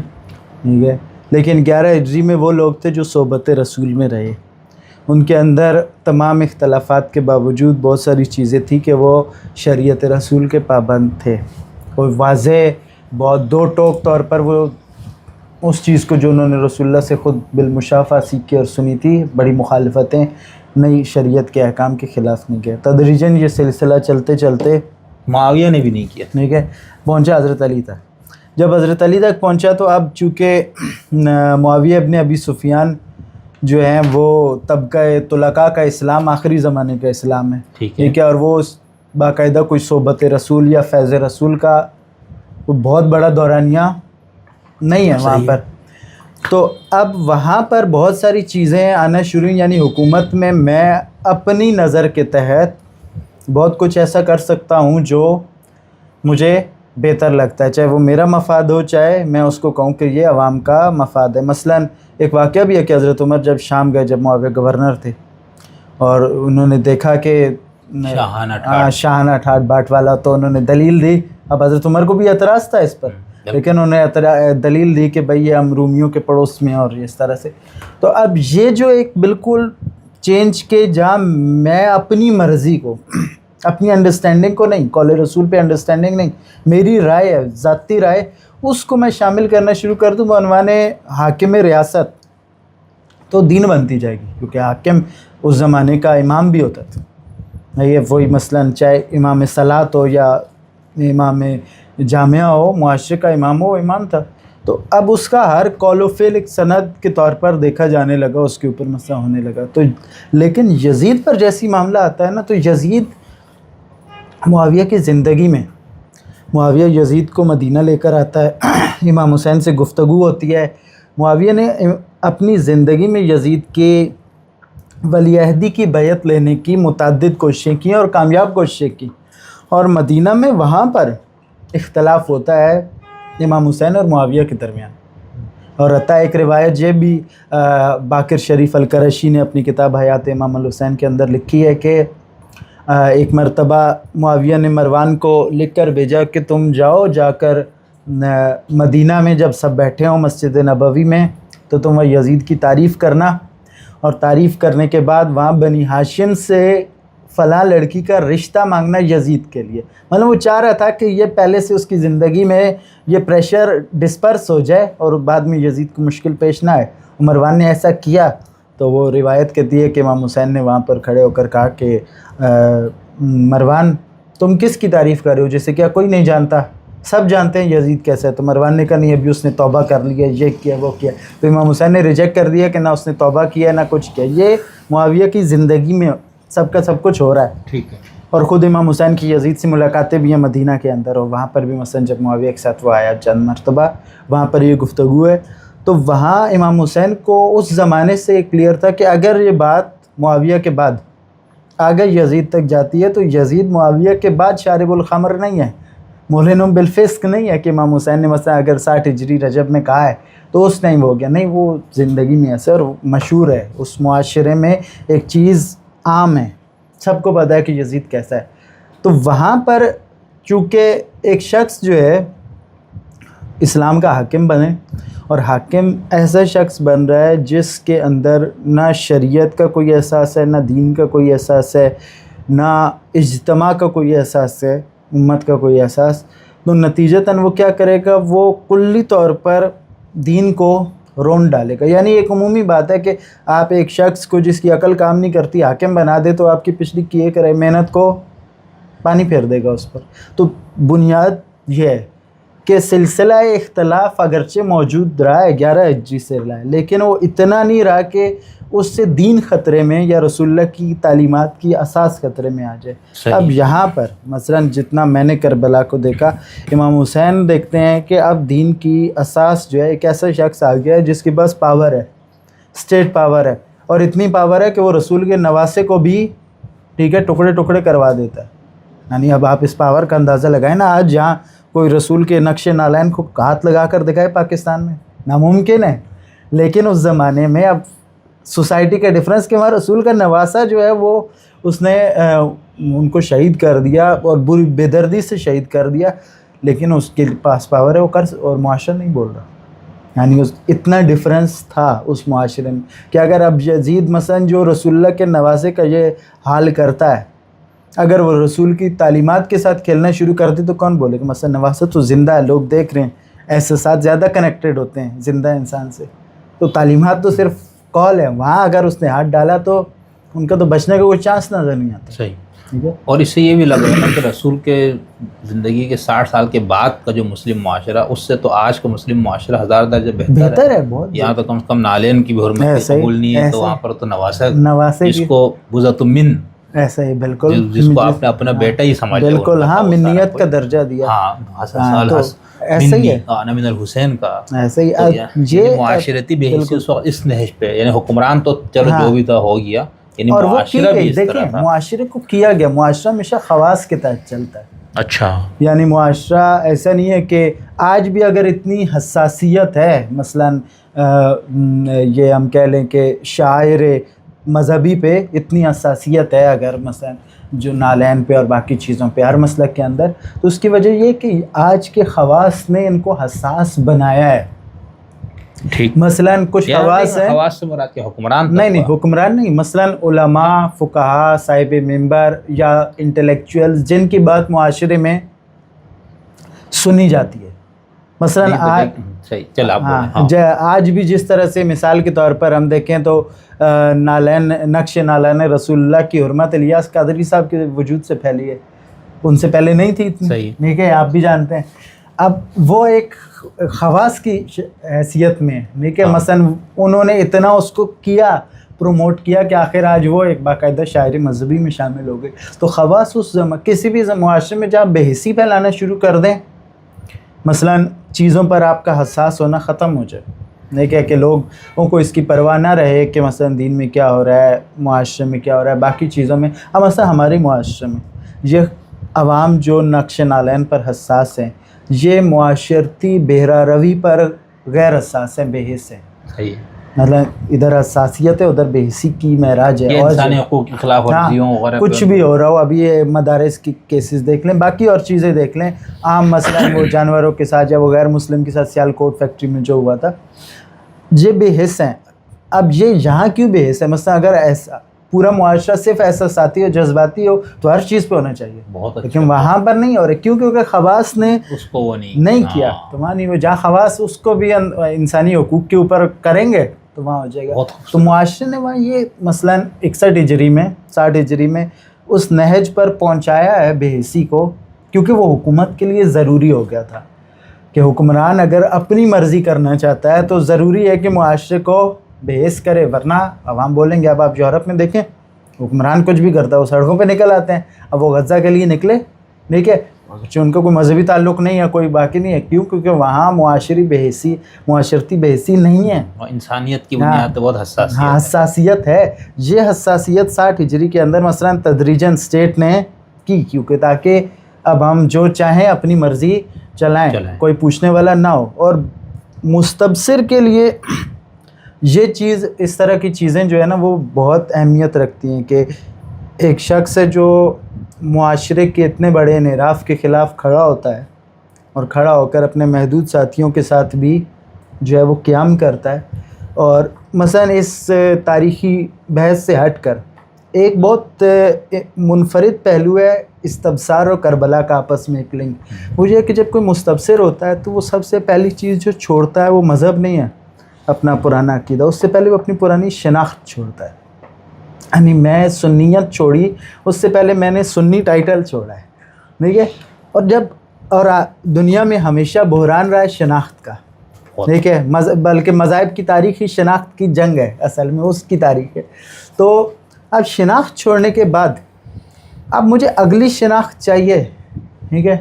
اور اگلی شناخت اگر مجھے چاہیے تو اس کے لیے لازمی ہے کہ نئی کمیونٹی مجھے جذب کرے, اس میں میں گھلوں ملوں, آہستہ آہستہ وہ آئیڈینٹی بن جائے میری.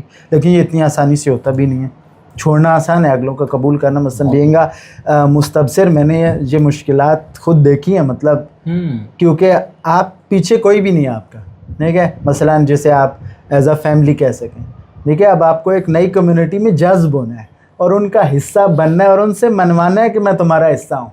مطلب وہ ماننے پر تو تیار نہیں ہوں گے نا, وہ ان کی تو خاندان ہے, ماں باپ نسلی آ رہے ہیں, ٹھیک ہے. وہ تو نہیں, آپ نے منوانا ہے خود کو. بہت بڑا چیلنج, بہت بڑا چیلنج ہے, ٹھیک ہے. تو اب شناخت کا جو بحران پیدا ہوتا ہے استبصار کے ساتھ, وہاں کربلا بہت بڑی سپورٹ ہے. مثلا یہ باقی مذاہب کی نسبت, مسالک کی نسبت, کیونکہ کربلا فوراً سے مثلا چاہے وہ بلیک ڈریس ہو, چاہے وہ محرم کے پروسیشنز ہوں, چاہے وہ مجلس ہو, چاہے کچھ بھی ہو, مثلا جو یہ کرتا ہے وہ شیعہ ہے, ٹھیک ہے. تو شناخت کا بحران کا حل دیتی ہے فوراً مثلا کربلا یا کربلا کی یاد یا عزاداری فوراً سے. مثلا اس کو خود جو ایک احساس ہے نا, اگلی کمیونٹی میں کیا ہوگا وہ بات کی بات ہے, لیکن اس کے اپنے اندر ایک اعتماد بحال ہو جاتا ہے کہ نہیں, میں نے اپنی شناخت پا لی نہیں, ٹھیک ہے. تو یہ ایک بڑا لنک ہے اس عزاداری کا یا رسومات عزا کا استبصار سے. بہت بالکل. اور میں تو شناخت لیس بندہ ہوں نا, میرے کو تو کوئی جذب کہیں نہیں, آپ ہے ہی نہیں, یا کوئی کر لے یونیورسل شناخت رکھتے ہیں. میں تو مولانا رومی کے ساتھ ہوں, ان سے پوچھا آپ کا مسلک کیا ہے, انہوں نے کہا 73 مسلک میرے. تو ایسے ہی وہ تو بات مسلک سے آگے نکل بھی گئی ہے, اس پہ انشاءاللہ بات کرتے رہیں گے. اچھا, اب یہاں پر جو آپ نے ایک بہت خوبصورت اور بہت اہم پوائنٹ کی طرف اشارہ کیا نا, جب آپ سے کہا کہ 60 سال بعد کا معاشرہ ہمارے معاشرے میں اگر اس حوالے دیکھا نا, نالین کا اس کے لیے آپ کٹ مرنے کو تیار ہے. نواسا مطلب جو نالین کیا مطلب ان کی چیخ خاک کیا کہتے ہیں وہ نسبت خاگرہ بآسمان پاک, مطلب ٹھیک ہے نا. لیکن وہ حساسیت اس میں آپ نے پھر ایک اہم بات کی کہ خواص کا, اس میں بہرحال بحث ہے کہ خواص کا وہ ہے یا نہیں فلانا.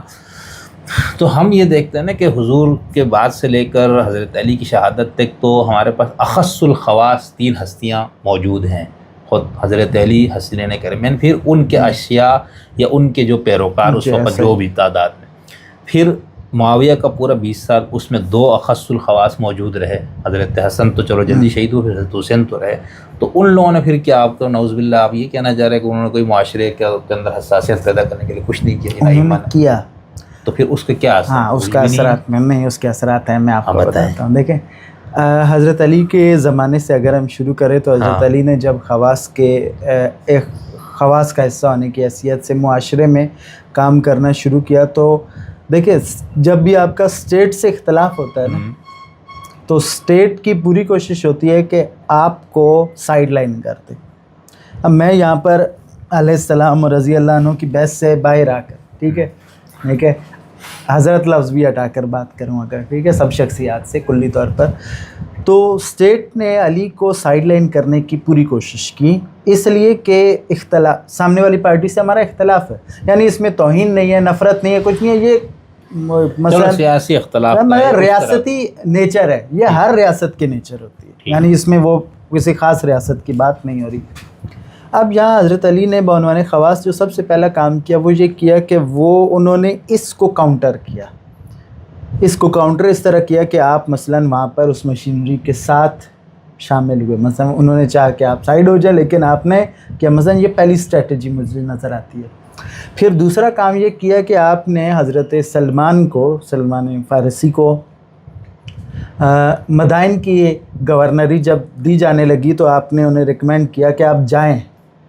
کیوں؟ کیونکہ مدینہ میں رہ کر وہ کام اگر ویسا نہ بھی ہو سکتا ہو تو آپ مدائن میں جائیں اور وہاں پر آپ یہ کام، کیونکہ وہاں پاور میں ہوں گے، میں یہاں پاور میں نہیں ہوں، ٹھیک ہے، اپنے شاگردوں کے ذریعے یہ کام کیا. دیگر کچھ شاگردوں کے بارے میں بھی کچھ تاریخی اقوال ہمیں ملتے ہیں کہ ان کے ذریعے بھی یہ کام کرنے کی کوشش کی مختلف علاقوں میں. اب امام حسن اور امام حسین کو اگر ہم دیکھیں تو بڑی واضح سی مثال کے طور پر امام حسین کا 59 ہجری کا جو خطبہ ہے، خطبۃ المنہ، اس میں امام حسین نے عالم اسلام کو بلایا، وہ عالم اسلام کے خواص، علماء و قبائل کے سرداروں کو، اور یہی بات کی کہ تم بحث ہو رہے ہو. اور وہ کیونکہ دیکھیں یہ جو معاشرہ ہے ہمیں اس سے بھی سمجھنے کی ضرورت ہے، وہ قبائلی معاشرہ، آج کا معاشرہ نہیں ہے، ٹھیک ہے. اب قبائلی معاشرے میں آپ نے جو بھی اثر ڈالنا ہے نا سوسائٹی پہ، وہ ہوگا میجورٹی ہوگا قبائل کے سردار کے ذریعے، باقی جو ہوگا وہ کچھ علماء اور ممبر ان کے ذریعے. رسول اللہ نے بھی جب اسلام پھیلایا ہے تو جو دعوت ہے وہ ہر جگہ تعلیمات کی تھوڑی دی ہے. قبیلے کے سردار کو کہا کہ بھئی یا ہمارا ساتھ دو یا ہمارے دشمنوں کا، یا نیوٹرل ہو جاؤ.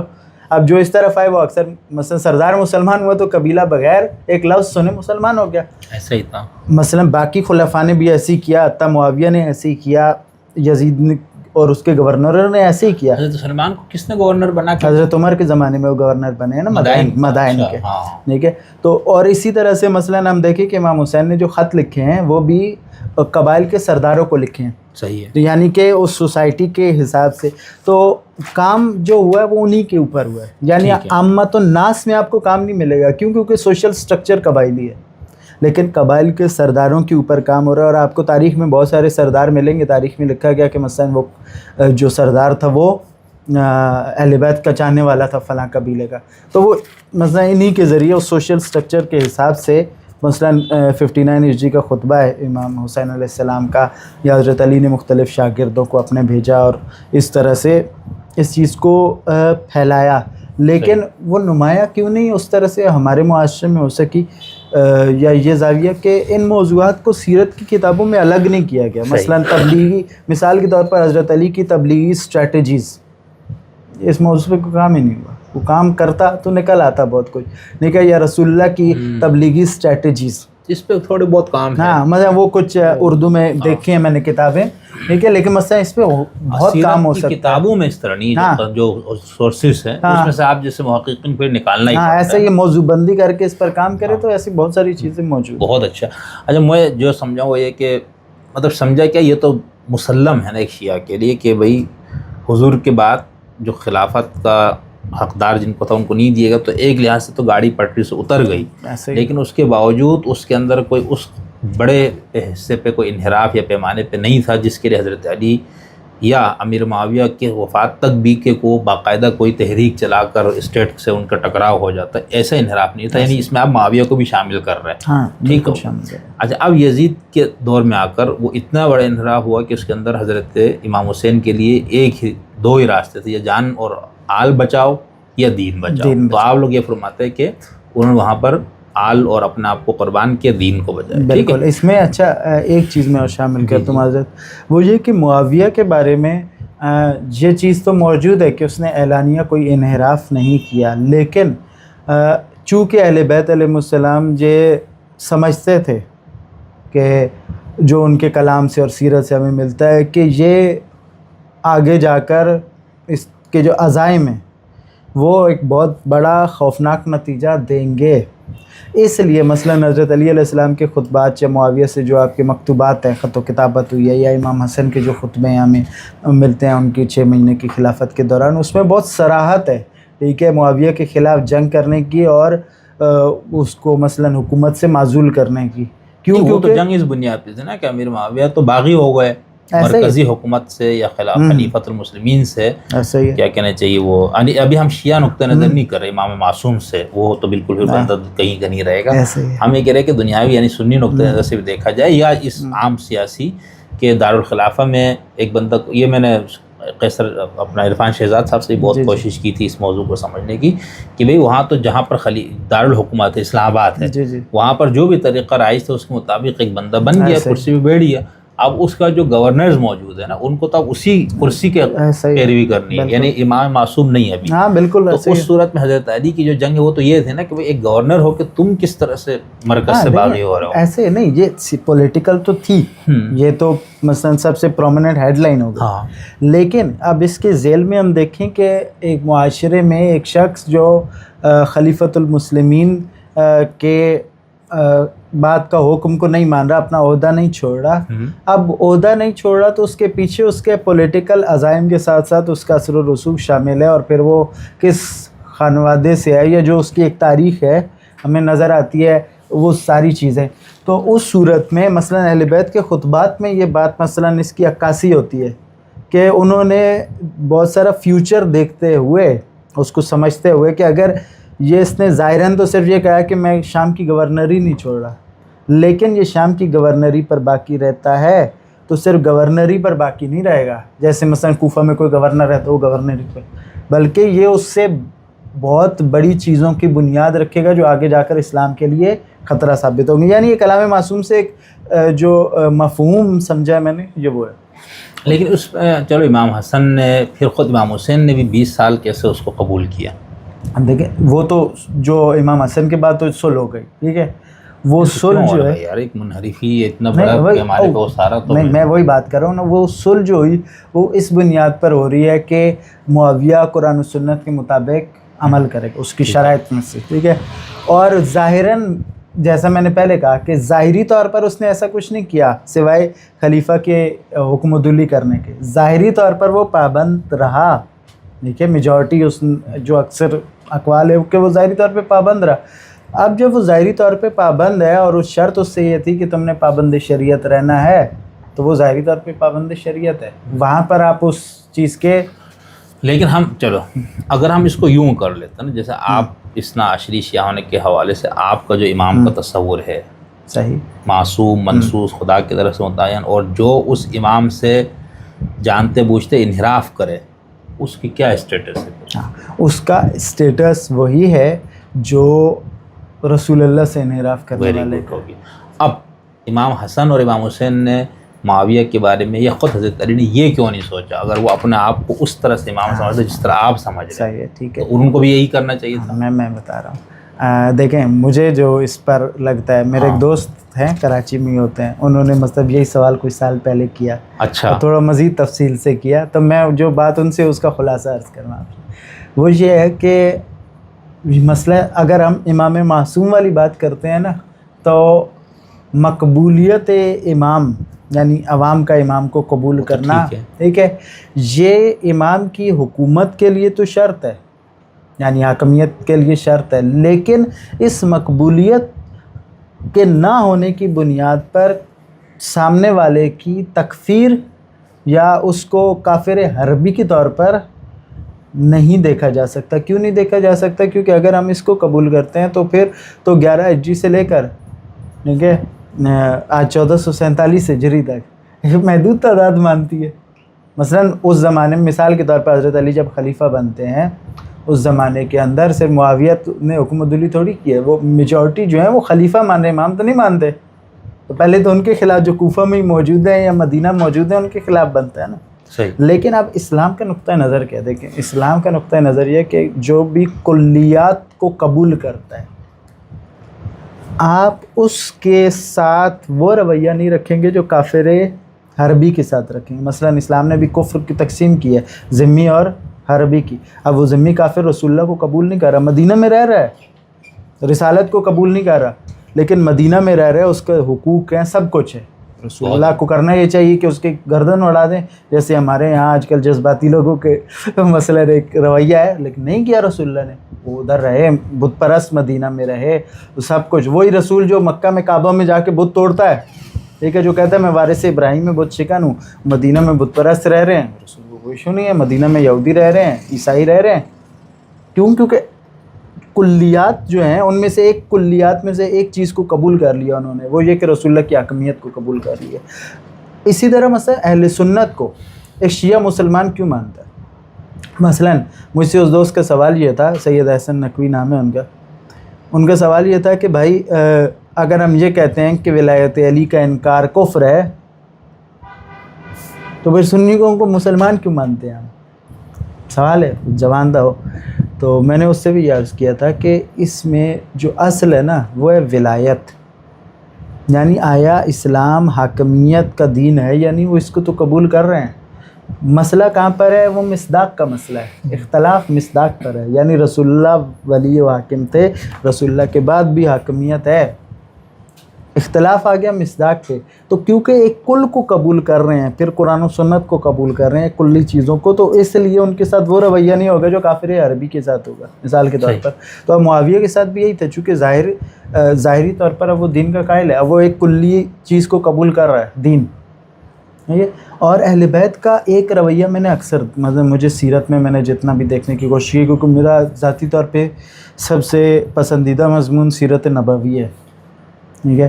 اگر شیعوں میں اس پہ زیادہ نہیں بات ہوتی، لیکن بولنے والا تو میں کہیں طنز ہو جائے گا. ٹھیک ہے، نہیں میں واقعی میں قبول کرتا ہوں، مثلاً کہ ہمارے پاس اردو میں تو کتابیں بھی نہیں ہیں، ٹھیک ہے اتنی تو، لیکن میرا ذاتی طور پہ پسندیدہ ترین مضمون جو ہے سنیت نہیں گئی آپ کی پھر. ٹھیک ہے، نہیں سیرت نبوی تو شیعہ ہے. اب میں آپ کو یہی بات بتاتا ہوں کہ حضرت امام زین العابدین علیہ السلام کا ایک فرمان ہے. امام فرماتے ہیں کہ میں کل رات کو ایک دوست کو بتا بھی رہا تھا کہ امام فرماتے ہیں کہ ہم اہل بیت مغازی النبی مغازی الرسول اپنے بچوں کو اس طرح سے پڑھاتے ہیں جس طرح سے قرآن کا درس دیتے ہیں، یعنی بطور درس نصاب. تو مثلا اور امام حسین کہہ رہے ہیں واسیرہ بصیرت جدی و ابی، اصل تو وہی ہے نا، تشیع اصل تشیع سیرت نبوی پہ کھڑا. بالکل، وہ تو میں اس لیے مزاح میں کہنا چاہتا ہوں، اور آپ نے بھی مزاح والی بات کی کہ وہ اس طرح ہے، اور کچھ لوگ کہتے بھی اسی طرح. بالکل. تو میں نے سیرت میں جو اکثر چیز دیکھی، مثلا سیرت نبوی ہو گئی، سیرت علویہ، باقی ان میں کہ معاشرے میں جب تک ایک گروہ یا شخص ایسا کوئی اقدام نہیں کرتا جو معاشرتی امن و امان کو برباد نہ کر رہا ہو، یا معاشرے کے اندر کوئی ایسا ہرج و مرج ایجاد نہ کر رہا ہو جس سے اس مسلمانوں کا معاشرہ متزلزل ہونے لگے، اس وقت تک اس کو برداشت کیا جاتا ہے. صحیح.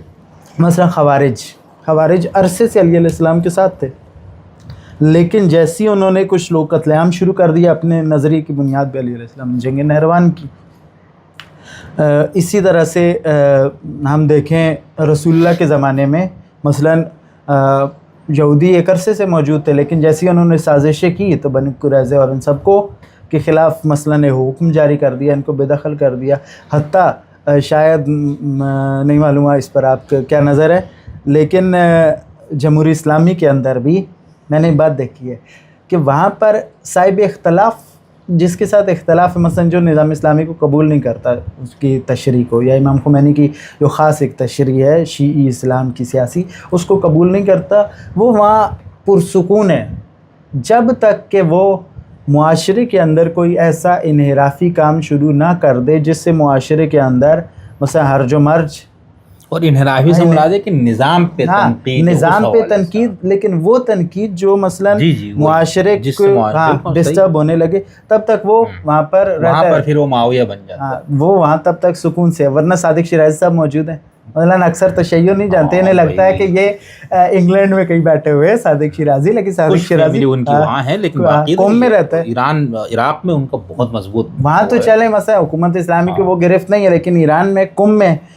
بندہ موجود ہے، لیکن چونکہ خود پریکٹیکلی خود اس کی ذات کوئی نہیں کر رہی، اگرچہ وہ اپنے لوگوں کی سپورٹ خاموش حمایت کرتا ہے، ٹھیک ہے، لیکن وہ نہیں کر رہی، ٹھیک ہے، تو اس لیے وہاں سکون بھی بیٹھا ہوا ہے. بلکہ ان کے ہاں انہی کی فیملی کا میں نام بول گیا، انہوں نے تو باقاعدہ خامنائی کے لیے فرعون کا لفظ استعمال کیا ہوا ہے، لیکن جو کہ وہ ایران سے باہر ہے، استعمال کیا ہوا ایران سے باہر ہے، اور یہ اس نے اپنی زبان سے چونکہ نہیں کیا، اس لیے ان کے بڑے بھائی کے اوپر تو باقاعدہ ان کا الزام ہے کہ ایرانی یعنی خامنائی صاحب کے حکم پہ ان کو قتل کیا گیا یا ان کو زہر دیا، جو بھی ان کے ہاں. خیر، تو یہ آپ نے بہت اہم بات کی نا کہ وہاں پر اگر ویسے جیسے یہ لوگ یہ سمجھتے ہیں کہ وہاں پر کوئی ولایت فقیہ کو نہ ماننے والا تو اس کی زندگی اجیرن، ایسے نہیں ہے. بہت سے علماء ہیں جو اس کانسیپٹ کو نہیں مانتے، لیکن جب ان کی طرف سے کوئی ایسی تحریر تقریر یا کوئی ایسی تحریک شروع ہو جائے جو اس سسٹم کو چیلنج کرے تو اس کو پھر قبول نہیں کیا جائے گا. معاشرتی نظم و نسق جہاں پر بھی ڈسٹرب ہوگا وہ اس کو قبول نہیں کیا جائے گا. بہت اہم. اچھا، اپنا فاطمی صاحب، مجھے تو بہت بڑی لطف اندوز ہو رہا ہوں آپ کی اس علمی گفتگو سے. بات بیچ میں ادھر ادھر نکل جاتی ہے. ہاں، میں اب دوبارہ کربلا پہ آ رہا ہوں. اب آپ مجھے یہ بتائیں کہ ہمارے ہاں اس پہ بحث ہوتی ہے نا کہ امام حسین کیوں نکلے تھے؟ کیا وہ حکومت حاصل کرنا چاہ رہے تھے؟ یزید کا اقتدار کا تختہ الٹنا چاہتے تھے اس کے لیے آپ نکلے تھے؟ یا کوفہ کے لوگوں کے خطوط کی وجہ سے آپ اتنے مجبور ہیں، اچھا اتنے ہزاروں لاکھوں لوگ میرے لیے موجود ہیں تو چلو میں یہاں جاتا ہوں پھر یزید کا تختہ الٹ دیتا ہوں؟ یا یہ کوئی خدا کی طرف سے طے تھا، یہ متعین تھا کہ امام نے امت کے لیے قربانی دینی ہے، جو کچھ روایات وغیرہ سے بھی اس کی تائید ایسے ہوتی ہے؟ یا یہ دو شہزادوں کی کوئی لڑائی تھی؟ ایک شہزادہ یہ تھا امیر معاویہ کا بیٹا، اور ایک شہزادہ حسین جو کہ حضور سے اپنی ایک نسبت کی بنیاد پہ ان کو، یہاں پر میں سوال کرتے وہ تقدس والا پہلو چھوڑ رہا ہوں تاکہ سمجھو مسئلے کو. یا یہ تھا کہ یہ کوئی بنو ہاشم اور بنو امیہ کی جو شروع کی رقابت تھی اس کی بنیاد پہ وہ تو امام حسین کیوں، یہ مطلب بنیادی محرک کیا ہو گیا؟ دیکھیں خود سید الشہداء علیہ السلام کا اپنا کلام جو ہے کہ میں کیوں نکل رہا ہوں، حسین کا ہدف اصلی، ہدف اصلی خود مثلاً صاحب قیام جو ہے وہ بہت بہتر بتا سکتا ہے. اگرچہ یہ ساری تشریحات تاریخ میں موجود ہیں جو آپ نے بیان کیے، سارے اقوال موجود ہیں، کسی نے کہا یہ ہے کسی نے کہا وہ ہے، لیکن جب ہم امام کا دیکھتے ہیں مثلاً شروع سے ہم دیکھتے ہیں کہ امام نے دربار ولید میں جب انکار بیعت کیا اور مروان نے کہا کہ سر قلم کر دو، ابھی تو امام نے جب وہ جملہ مثلاً کہا جو معروف ہے کہ مثلی لا یبایع لمثلہ، اس کے اندر بھی اس کا اختتام اس بات پر ہے کہ ولید صبح مسجد میں اکٹھے ہوتے ہیں عوام کے سامنے اور پھر یہ دیکھتے ہیں کہ کون خلافت کا زیادہ حقدار ہے. یہ جملہ موجود ہے حسین ابن علی کا. پھر اس کے بعد ہم دیکھتے ہیں امام اپنے بھائی کے نام وصیت میں یہ کہتے ہیں کہ میں نکل رہا ہوں کس کے لیے؟ امت کی اصلاح کے لیے. ٹھیک ہے، اب امت کی اصلاح سیدھا سیدھا ایک پولیٹیکل اور یا اجتماعی امر تو ہے، کم از کم اسے سیاسی نہ بھی کہیں، تو اجتماع سے جڑا ہوا ہے. پھر اس کے بعد امام کہتے ہیں کہ نانا اور بابا کی سیرت پہ چلوں گا. تو اب نانا اور بابا کی سیرت انفرادی تو نہیں ہے، قبائلی تو نہیں ہے. مثلا رسول اللہ قبیلے کے رسول تو نہیں تھے، قبیلے کی جنگیں تو نہیں کی رسول اللہ نے. اب امام حسین کہہ رہے ہیں کہ میں نانا کی سیرت پہ چلوں گا، تو مطلب اب قبائلی بنو ہاشم بنو امیہ والا تو انفرادی بھی ختم ہو گیا کہ یزید و حسین کی جنگ ہو صرف. اس کے بعد جب ہم آتے ہیں کہ مکہ میں امام نے مختلف جگہ کوفہ خط لکھا، بصرہ خط لکھا، وہاں ابن زبیر سے، ابن عمر، ابن عباس ان سے ملاقاتیں. اس ساری گفتگو میں سے مثلا اگر ہم نچوڑ نکالنا چاہیں تو وہ یہ ہے کہ امام جو سسٹمیٹک انحراف تھا اس کے دو پہلوؤں کے اگینسٹ نکلے تھے. ایک پہلو عوامی پہلو تھا، ٹھیک ہے، عوامی پہلو یہ تھا کہ عوام اتنے بڑے سسٹمیٹک انحراف پہ بحث ہو چکی تھی. اس بے حسی کو ختم کرنے کے لیے حسین ابن علی نے یہ تحریک شروع کی اور ہر ایک سے مل کے اسے بتایا، شامل کرنے کی کوشش کی کہ بے حسی ختم ہو. دوسرا جو تھا وہ حاکمیت کا انحراف تھا، یعنی کہ حاکمیت کا انحراف اس معنی میں کہ وہ سسٹمیٹک انحراف تھا، یعنی صرف مسئلہ یزید سے نہیں ہے. یہ مسئلہ یہ ہے کہ جو سٹرکچر بن گیا حکومت کا، اس میں جو بھی آ کر بیٹھے گا وہ اب اس سے آگے جو اس نے کیا بننا ہے وہ یزید جیسا ہی بنتا جائے گا. تو اس انحراف کو ختم کرنے کے لیے جو مجھے امام کے کلام سے لگتا ہے، اور اس کو اگر ہم خلاصتاً کہنا چاہیں تو وہ بنیادی طور پر ہماری بالکل شروع کی بات کی طرف بات پلٹ جائے گی کہ ہدایت ہے. یعنی ہدایت امت اجتماعی، سیاسی اور جتنے بھی کلیکٹیو پہلو ہیں ان کے اندر ضروری تھی. ٹھیک ہے، تو ہدایت، اب ہدایت کے لیے ممکن ہے کہ حکومت تک پہنچ جائے اور حکومت کے ذریعے ہدایت ہو. اگر جنگ کامیاب ہو جاتی ہے، حکومت مل جاتی ہے، تو اب حکومت کے ذریعے بھی کرنا کیا ہے؟ ہدایت کرنی ہے. ہدف کیا ہے؟ ہدایت. کیونکہ ہدایت سے ہی انحراف ختم ہوگا، ہدایت ہی سے بے حسی ختم ہوگی، ہدایت ہی سے انسان یا امت مسلمہ اپنے اس مقام اصلی تک پہنچے گی جس تک خدا و رسول چاہتے تھے. اور اگر وہاں تک نہیں بھی پہنچتے، حکومت تک نہیں پہنچے، تب بھی شہادت کے ذریعے اس پیغام، اس خون کی تاثیر کے ذریعے یا اہل بیت کے اسرا کی اس تبلیغ کے ذریعے جو خون شہداء کربلا کی گئی، ہدایت کا کام ہوگا. یعنی اس لیول پہ نہیں ہوگا جس پہ حکومت کے ذریعے ہو سکتا ہے، لیکن بے حسی کا خاتمہ. اور وہ جو کیونکہ ہم دیکھتے ہیں کربلا کے بعد جتنی بھی تحریکیں جو ظلم کے خلاف اٹھتی ہیں وہ کہیں نہ کہیں کربلا سے ریلیٹڈ ہے. تب بنو عباس بھی یا رسالت الحسین کا پرچم کسی اٹھاتے امام معصوم نے اس طرح کا وہ کوئی نہیں کام کیا. نہیں کیا. یا امام رسالت کی سیرت پر کسی امام نے عمل باقی ائمہ نے نہیں کیا. یہ بھی ایک گلوچ ہے نا. ایسا ہے بالکل, باقی ائمہ نہیں کیا, وہ اس کے الگ مثلا جوابات مثلا علماء نے دیے ہیں, وہ تو ہیں ٹھیک ہے. لیکن جتنی بھی تحریکیں ہیں وہ مثلا اس تحریک سید الشہداء کا ہدف حاصل ہو گیا. مثلا یہ ساری تحریکیں جناب زید کی تحریک سے لے کے ہم آخر تک آ جائیں تو وہ تحریکیں امام حسین کے اس ہدف کی کامیابی ہیں کہ معاشرے کے اندر ایک حرکت جہاں بالکل جمود کی کیفیت ہے وہاں پر ایک حرکت ایجاد. لیکن اس سے نتیجہ تو منفی نکلا نا قبلہ. یعنی چلو بنو امیہ کے دور میں بھی وہ کرتے رہے امام زید, ان کے فرزندان سب, یہاں تک ابو حنیفہ بھی مسئلہ کنشیا تھے. میرے دوستوں کو کہتا ہوں تو پریشان ہوتے ہیں. یعنی زیدیت پورا تعاون ان کا حاصل رہا. پھر بنو عباس نے بھی وہی کارڈ کھیلا, اہل بیت فلانا ڈمکانا. اس کا انہوں نے جب اقتدار لیا تو پھر انہی اہل بیت کے ساتھ سب سے زیادہ مظالم انہوں نے بھی کیا. تو وہ تو امام حسین بیچارے کی قربانی کا تو کچھ بھی نہیں. دیکھیں معاشرے کے اندر جو بے حسی کا لیول ہے نا, ایک طرف آپ دیکھیں کہ اسٹیٹ ہے جو اپنی پوری طاقت لگا رہا ہے بے حس کرنے پر. ادھر یہ ایک یاد ہے, ایک پیغام ہے, ایک واقعہ جو 61 ہجری میں ہوا. اب اس کا پیغام ہے جو معاشرے کے اندر سے بے حسی ختم کرنے کے اوپر نہیں کیا لگا ہوا ہے. ایک طرف اسٹیٹ پاور, یہ کیونکہ ایک طرفہ نہیں ہے کہ بے حسی 60-61 ہجری تک تھی, حکومت اسٹیٹ کر رہا تھا اور اس کے بعد نہیں کر رہا. تو اب امام حسین آہستہ آہستہ کرتے جائیں گے. مثلاً 70 ہجری تک تھوڑی کم ہو گئی, پھر 75 ہجری تک تھوڑی اور کم ہو گئی. ایسا تو نہیں ہے, یہاں دونوں طرف سے چل رہا ہے مسئلہ.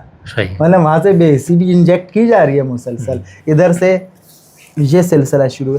تو وہ ہدف نہائی جو ہے وہ معاشرے کے اندر ایک سوچ کا زندہ رہنا ہے. صحیح ٹھیک ہے کہ ہم نے معاشرے کے اندر موجودہ بے حسی کو قبول نہیں کرنا کسی بھی حال میں. یہ جو ضمیر کا زندہ ہونا ہے نا, ٹھیک ہے, وہ بنیادی طور پر وہ ہدف سید الشہداء, اگر ہم اردو کے الفاظ کے مدد لیں, ٹھیک ہے, تو وہ ضمیر کو زندہ رکھا ہے حسین ابن علی کی یاد نے یا اس قربانی نے. ٹھیک ہے کہ آج بھی چاہے 10 ہوں, چاہے 2 ہوں, چاہے 1 ہو کسی معاشرے کے اندر, تو وہ ایک کاؤنٹر بے حسی کی طاقتوں کے مقابلے میں ایک چیز موجود ہے. صحیح, ٹھیک ہے, ٹھیک.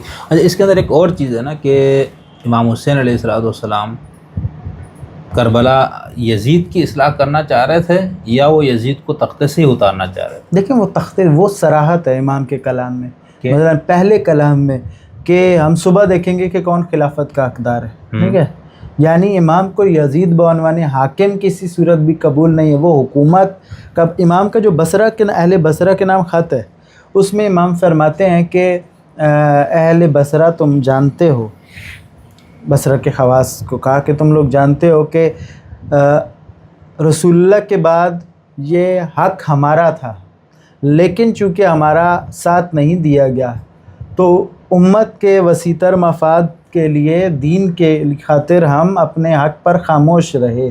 لیکن اب تم کیا دیکھ رہے ہو کہ سنت مٹ چکی ہے, بدعتیں زندہ ہو چکی ہیں. یعنی یہ ایگزیکٹلی الفاظ ہیں امام حسین علیہ السلام کے. تو اب آؤ میں تمہیں دعوت دیتا ہوں احیاء سنت کی, ٹھیک ہے, احیاء قرآن کی, اس میں آ کر میرا ساتھ دو. تو وہ مثلاً اس چیز کو کہ حکومت اہل بیت کا حق ہے, یہ امام کے کلام میں یعنی ایک جگہ ہوتا تو ہم کہہ سکتے تھے کہ چلے یہ صرف ایک قول ہے.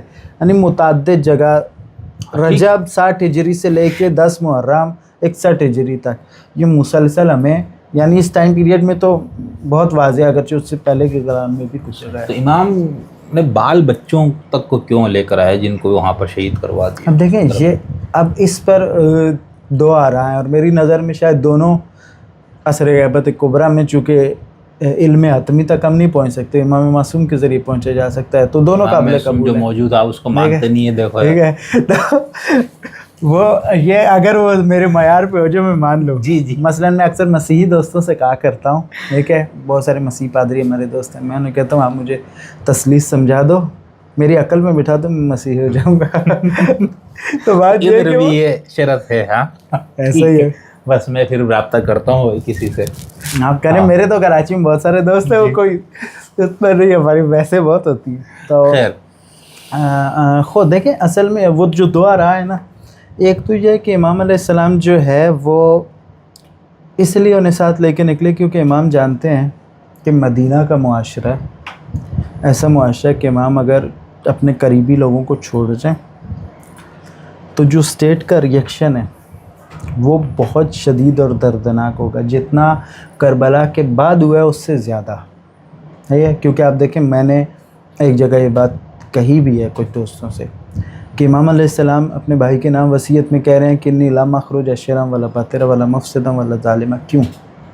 مطلب نواسۂ رسول کو یہ وضاحت دینی پڑ رہی ہے، کلیریفیکیشن، یعنی اس معاشرے کے اندر یہ امکان حسین دیکھ رہے ہیں کہ میں نکل رہا ہوں اور پیچھے سے یہ کہیں گے کہ یہ شرارت و فساد و ظلم کے لیے نکلا ہے۔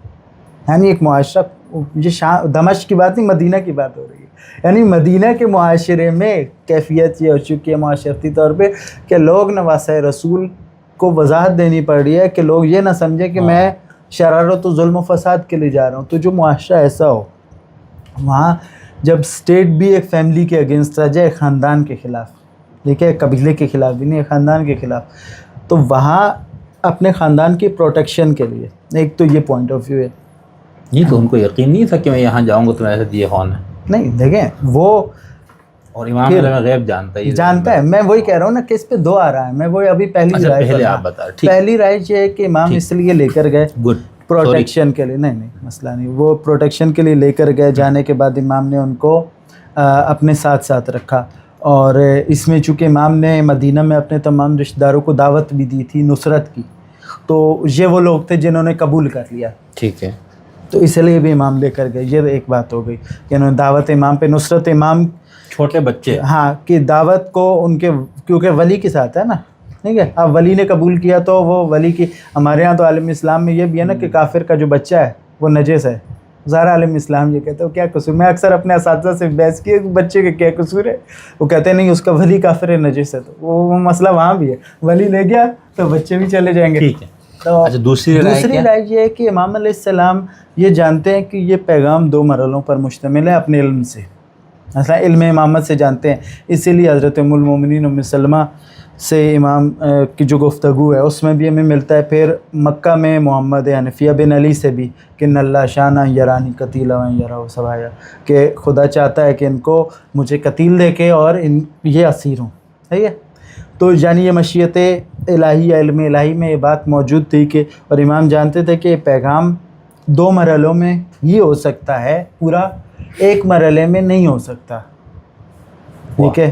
تو یہ دونوں پرسپیکٹیو ہیں، اور مثلا دونوں اپنی جگہ پر، آپ کس کو بہتر سمجھتے ہیں؟ میں دونوں کو قبول کرتا ہوں۔ ٹھیک ہے، بہت زبردست ہو گیا یہ، مطلب اس پہ بھی میری ایک الجھن تھی یا ایک سوال تھا، تو بہت اچھا ہو گیا آپ نے اس کو۔ اچھا، ایک اور چیز میں اس میں سمجھنا چاہوں گا کہ یزید کا جب امام حسین کی فیملی، یہ ان کے ساتھ کوئی رشتہ داری بھی تھی؟ دیکھیں کچھ رشتہ داریاں ہمیں تاریخ کی کتابوں میں ملتی ہیں، یعنی فیملی سے نہیں، وہ ملتی ہیں بنو ہاشم و بنو امیہ کے درمیان، ہمیں کچھ رشتہ داریاں ملتی ہیں۔ لیکن ایک چیز جو میں نے تاریخ میں دیکھی ہے وہ یہ ہے کہ اہل بیت علیہ السلام کے ہاں بہت ساری جگہ پر بہت سارے لوگ جو دشمن کے خاندان کے ہیں لیکن تھوڑے سے بہتر ہیں، اور موازین شرعیہ کے مطابق وہ ہیں ایک نہ ایک حد تک، اگر ان کے طرف سے مثلا کسی خاتون کا رشتہ آتا ہے یا کسی بچی کے لیے رشتہ آتا ہے تو وہ قبول کر لیا جاتا ہے۔ لیکن کربلا کے بعد یہ بات جو ہے یہ اہل بیت کے ہاں اہل بیت کے ہاں بھی نہیں، بنو ہاشم کے ہاں یہ قطعی ہو گئی کہ اب بنو امیہ کے ہاں ہم رشتہ نہیں کریں گے۔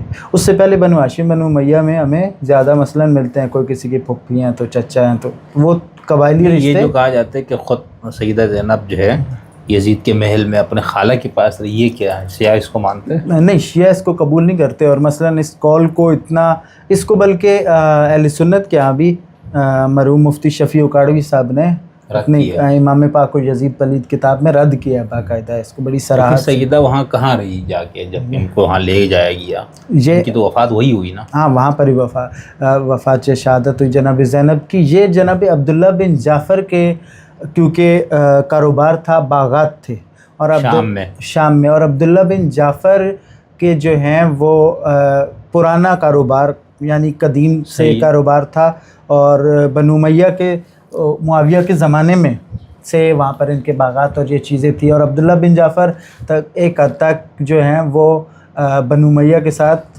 اب بہرحال یہ عوام سننے کے بعد میرے خلاف ہے. اب میں جو بولنے جا رہا ہوں مطلب کتابوں میں ہے میں وہ بتانے جا رہا ہوں. تو جو ہے نا عبداللہ بن جعفر کے تعلقات تھے معاویہ کے ساتھ اچھے تعلقات تھے. ٹھیک ہے. حتیٰ وہ بیمار ہونے کا قول ہمارے یہاں معروف ہے, لیکن مضبوط یا مستند قول یہ ہے کہ وہ مکہ میں جب امام حسین مکہ سے نکل رہے تھے ایک منزل کے بعد, تو عبداللہ بن جعفر والی مدینہ کے بھائی کے ساتھ امان نامہ لے کر آئے, اور امام نے والی مدینہ کے بھائی کو مثلاً دونوں بیٹے بھی اپنے وہاں پر مکہ سے باہر 8 ذی الحجہ کے بعد امام حسین کے قافلے میں شامل کیے, جناب زینب کو دیے. اور بعد میں بھی جو ہے انہوں نے, کیونکہ ان کی کوئی 23 اولادیں مختلف, صرف جناب زینب نہیں ہیں. صحیح. ٹھیک ہے. تو یہ ہے کہ اپنی زندگی کی آخری عمر میں انہوں نے ایک ہاشمیہ کاک جو ہے وہ حجاج ابن یوسف سے بھی کر دیا تھا, اور اس پر عبد الملک ابن مروان نے سرزنش کی ہے. یعنی کہ آپ اس فعل کی پستی دیکھیں کہ قبائل کے اندر کتنی تھی. ٹھیک ہے. کہ عبد الملک کا یہ قول موجود ہے کہ عبداللہ بن جعفر تمہیں کیا ہو گیا بڑھاپے کے اندر کہ تم نے بنی ہاشم کی ایک ہاشمیہ کو بنی ثقیف کے غلام کے حق میں دے دیا. ٹھیک ہے. اور یہ اس وجہ سے بنی ہاشم نے آخری عمر میں ان کی ان سے بات کرنا چھوڑ دی تھی. صحیح. یہ سوال میں نے اس لیے پوچھا کیونکہ ہمارے شیعان یزید دوست ناراض نہ ہو, بہرحال کچھ لوگ اس وقت بھی ہوں گے, وہ یہ بات کہتے ہیں اتنا تم لوگ بتا دو فلانا ڈمکانا, تو پھر وہ تو سارے ان کو دربار یعنی ادھر حکومت کیا کہتے ہیں محل میں ہی ان کی پرورش ہوئی, وہ سارا وہاں پر ان کا مزار مبارک ابھی بھی وہاں ہے, تو یہ اس بات کی گواہ ہے فلانا. ہاں نہیں, کیونکہ ان کے کاروبار تاریخی طور پہ موجود ہے کہ عبداللہ بن جعفر کے وہاں باغات تھے, کاروبار تھے, اور خود عبداللہ بن جناب زینب کے نہیں, عبداللہ بن جعفر کے مراسم کاروباری مراسم بنو امیہ سے کافی حد تک تھے, یعنی کہ نارملائز پوزیشن. چلے میں اس سلسلے میں آخری سوال, بہت سے سوالات اور بھی ہیں لیکن ٹائم زیادہ ہو گیا, وہ یہ ہے کہ کیا امام حسین کا یہ اقدام آج بھی امت کے لیے قابل استشہاد ہے کہ ایسی صورتحال میں آپ بھی نتائج کے پرواہ کیے بغیر فیملی بچے جو بھی ذبح ہو آپ نکل پڑے؟ دیکھیں امام حسین کا یہ اقدام جو ہے وہ امام کے ساتھ قابل استشہاد ہے.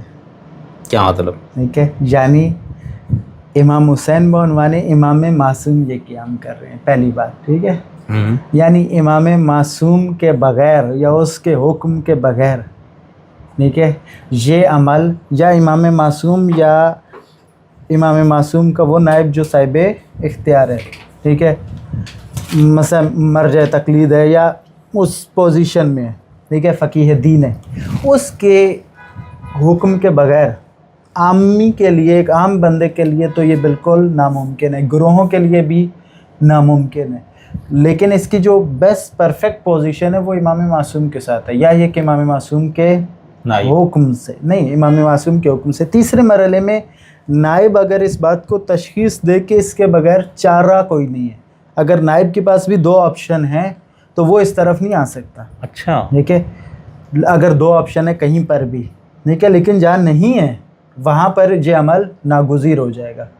ٹھیک ہے. لیکن جہاں پر ہے وہاں نائب نہیں, کیونکہ خود امام معصوم کر رہا ہے یا امام معصوم حکم دے رہا ہے وہ ایک الگ مسئلہ ہے. ٹھیک ہے. لیکن نائب کے لیے بھی بہرحال چونکہ وہ عصر غیبت میں استنباط کر رہا ہے سیرت سے, علم قطعی نہیں ہے اس کے پاس کہ اس نے امام معصوم سے پوچھا نہیں ہے کہ آپ نے کہا ہے, تو اس لیے وہ بھی آپشن, یہ لاسٹ آپشن ہے جب اور کچھ نہ رہ جائے. لیکن آج کے زمانے میں مجھے نہیں لگتا کسی جگہ کوئی ایسی بڑی صورتحال پیش آ سکتی ہو. ٹھیک ہے. اب مثال کے طور پہ غزہ میں اگر کوئی کرتا ہے, وہاں ناکہ بندی ہو گئی, غزہ نہیں ہے آج, وہاں بھوک سے لوگ بچے مر رہے ہیں, اگر وہاں ایک ناکہ بندی ہو گئی اور مثال کے طور پر جو مخالف حکومت ہے وہ غزہ نہیں آنے دے رہی, وہاں اگر کوئی جا کر یہ کرتا ہے, اگرچہ مثلا اہل سنت ہے ان کا مبنا الگ ہے, لیکن وہاں تو عملاً ہو چکا ہوا ہے نا, بالفرض مثال کہہ رہا ہوں کہ اگر وہاں کوئی اس رکاوٹ کو دور ان کے پاس کوئی سیکنڈ آپشن نہیں ہے. لیکن ایک عام شخص تحریک طالبان سے جو بنیادی اختلاف ہے, ٹھیک ہے, وہ یہ ہے مبنا ان کا حکومت اسلامی کے لیے صحیح ہے.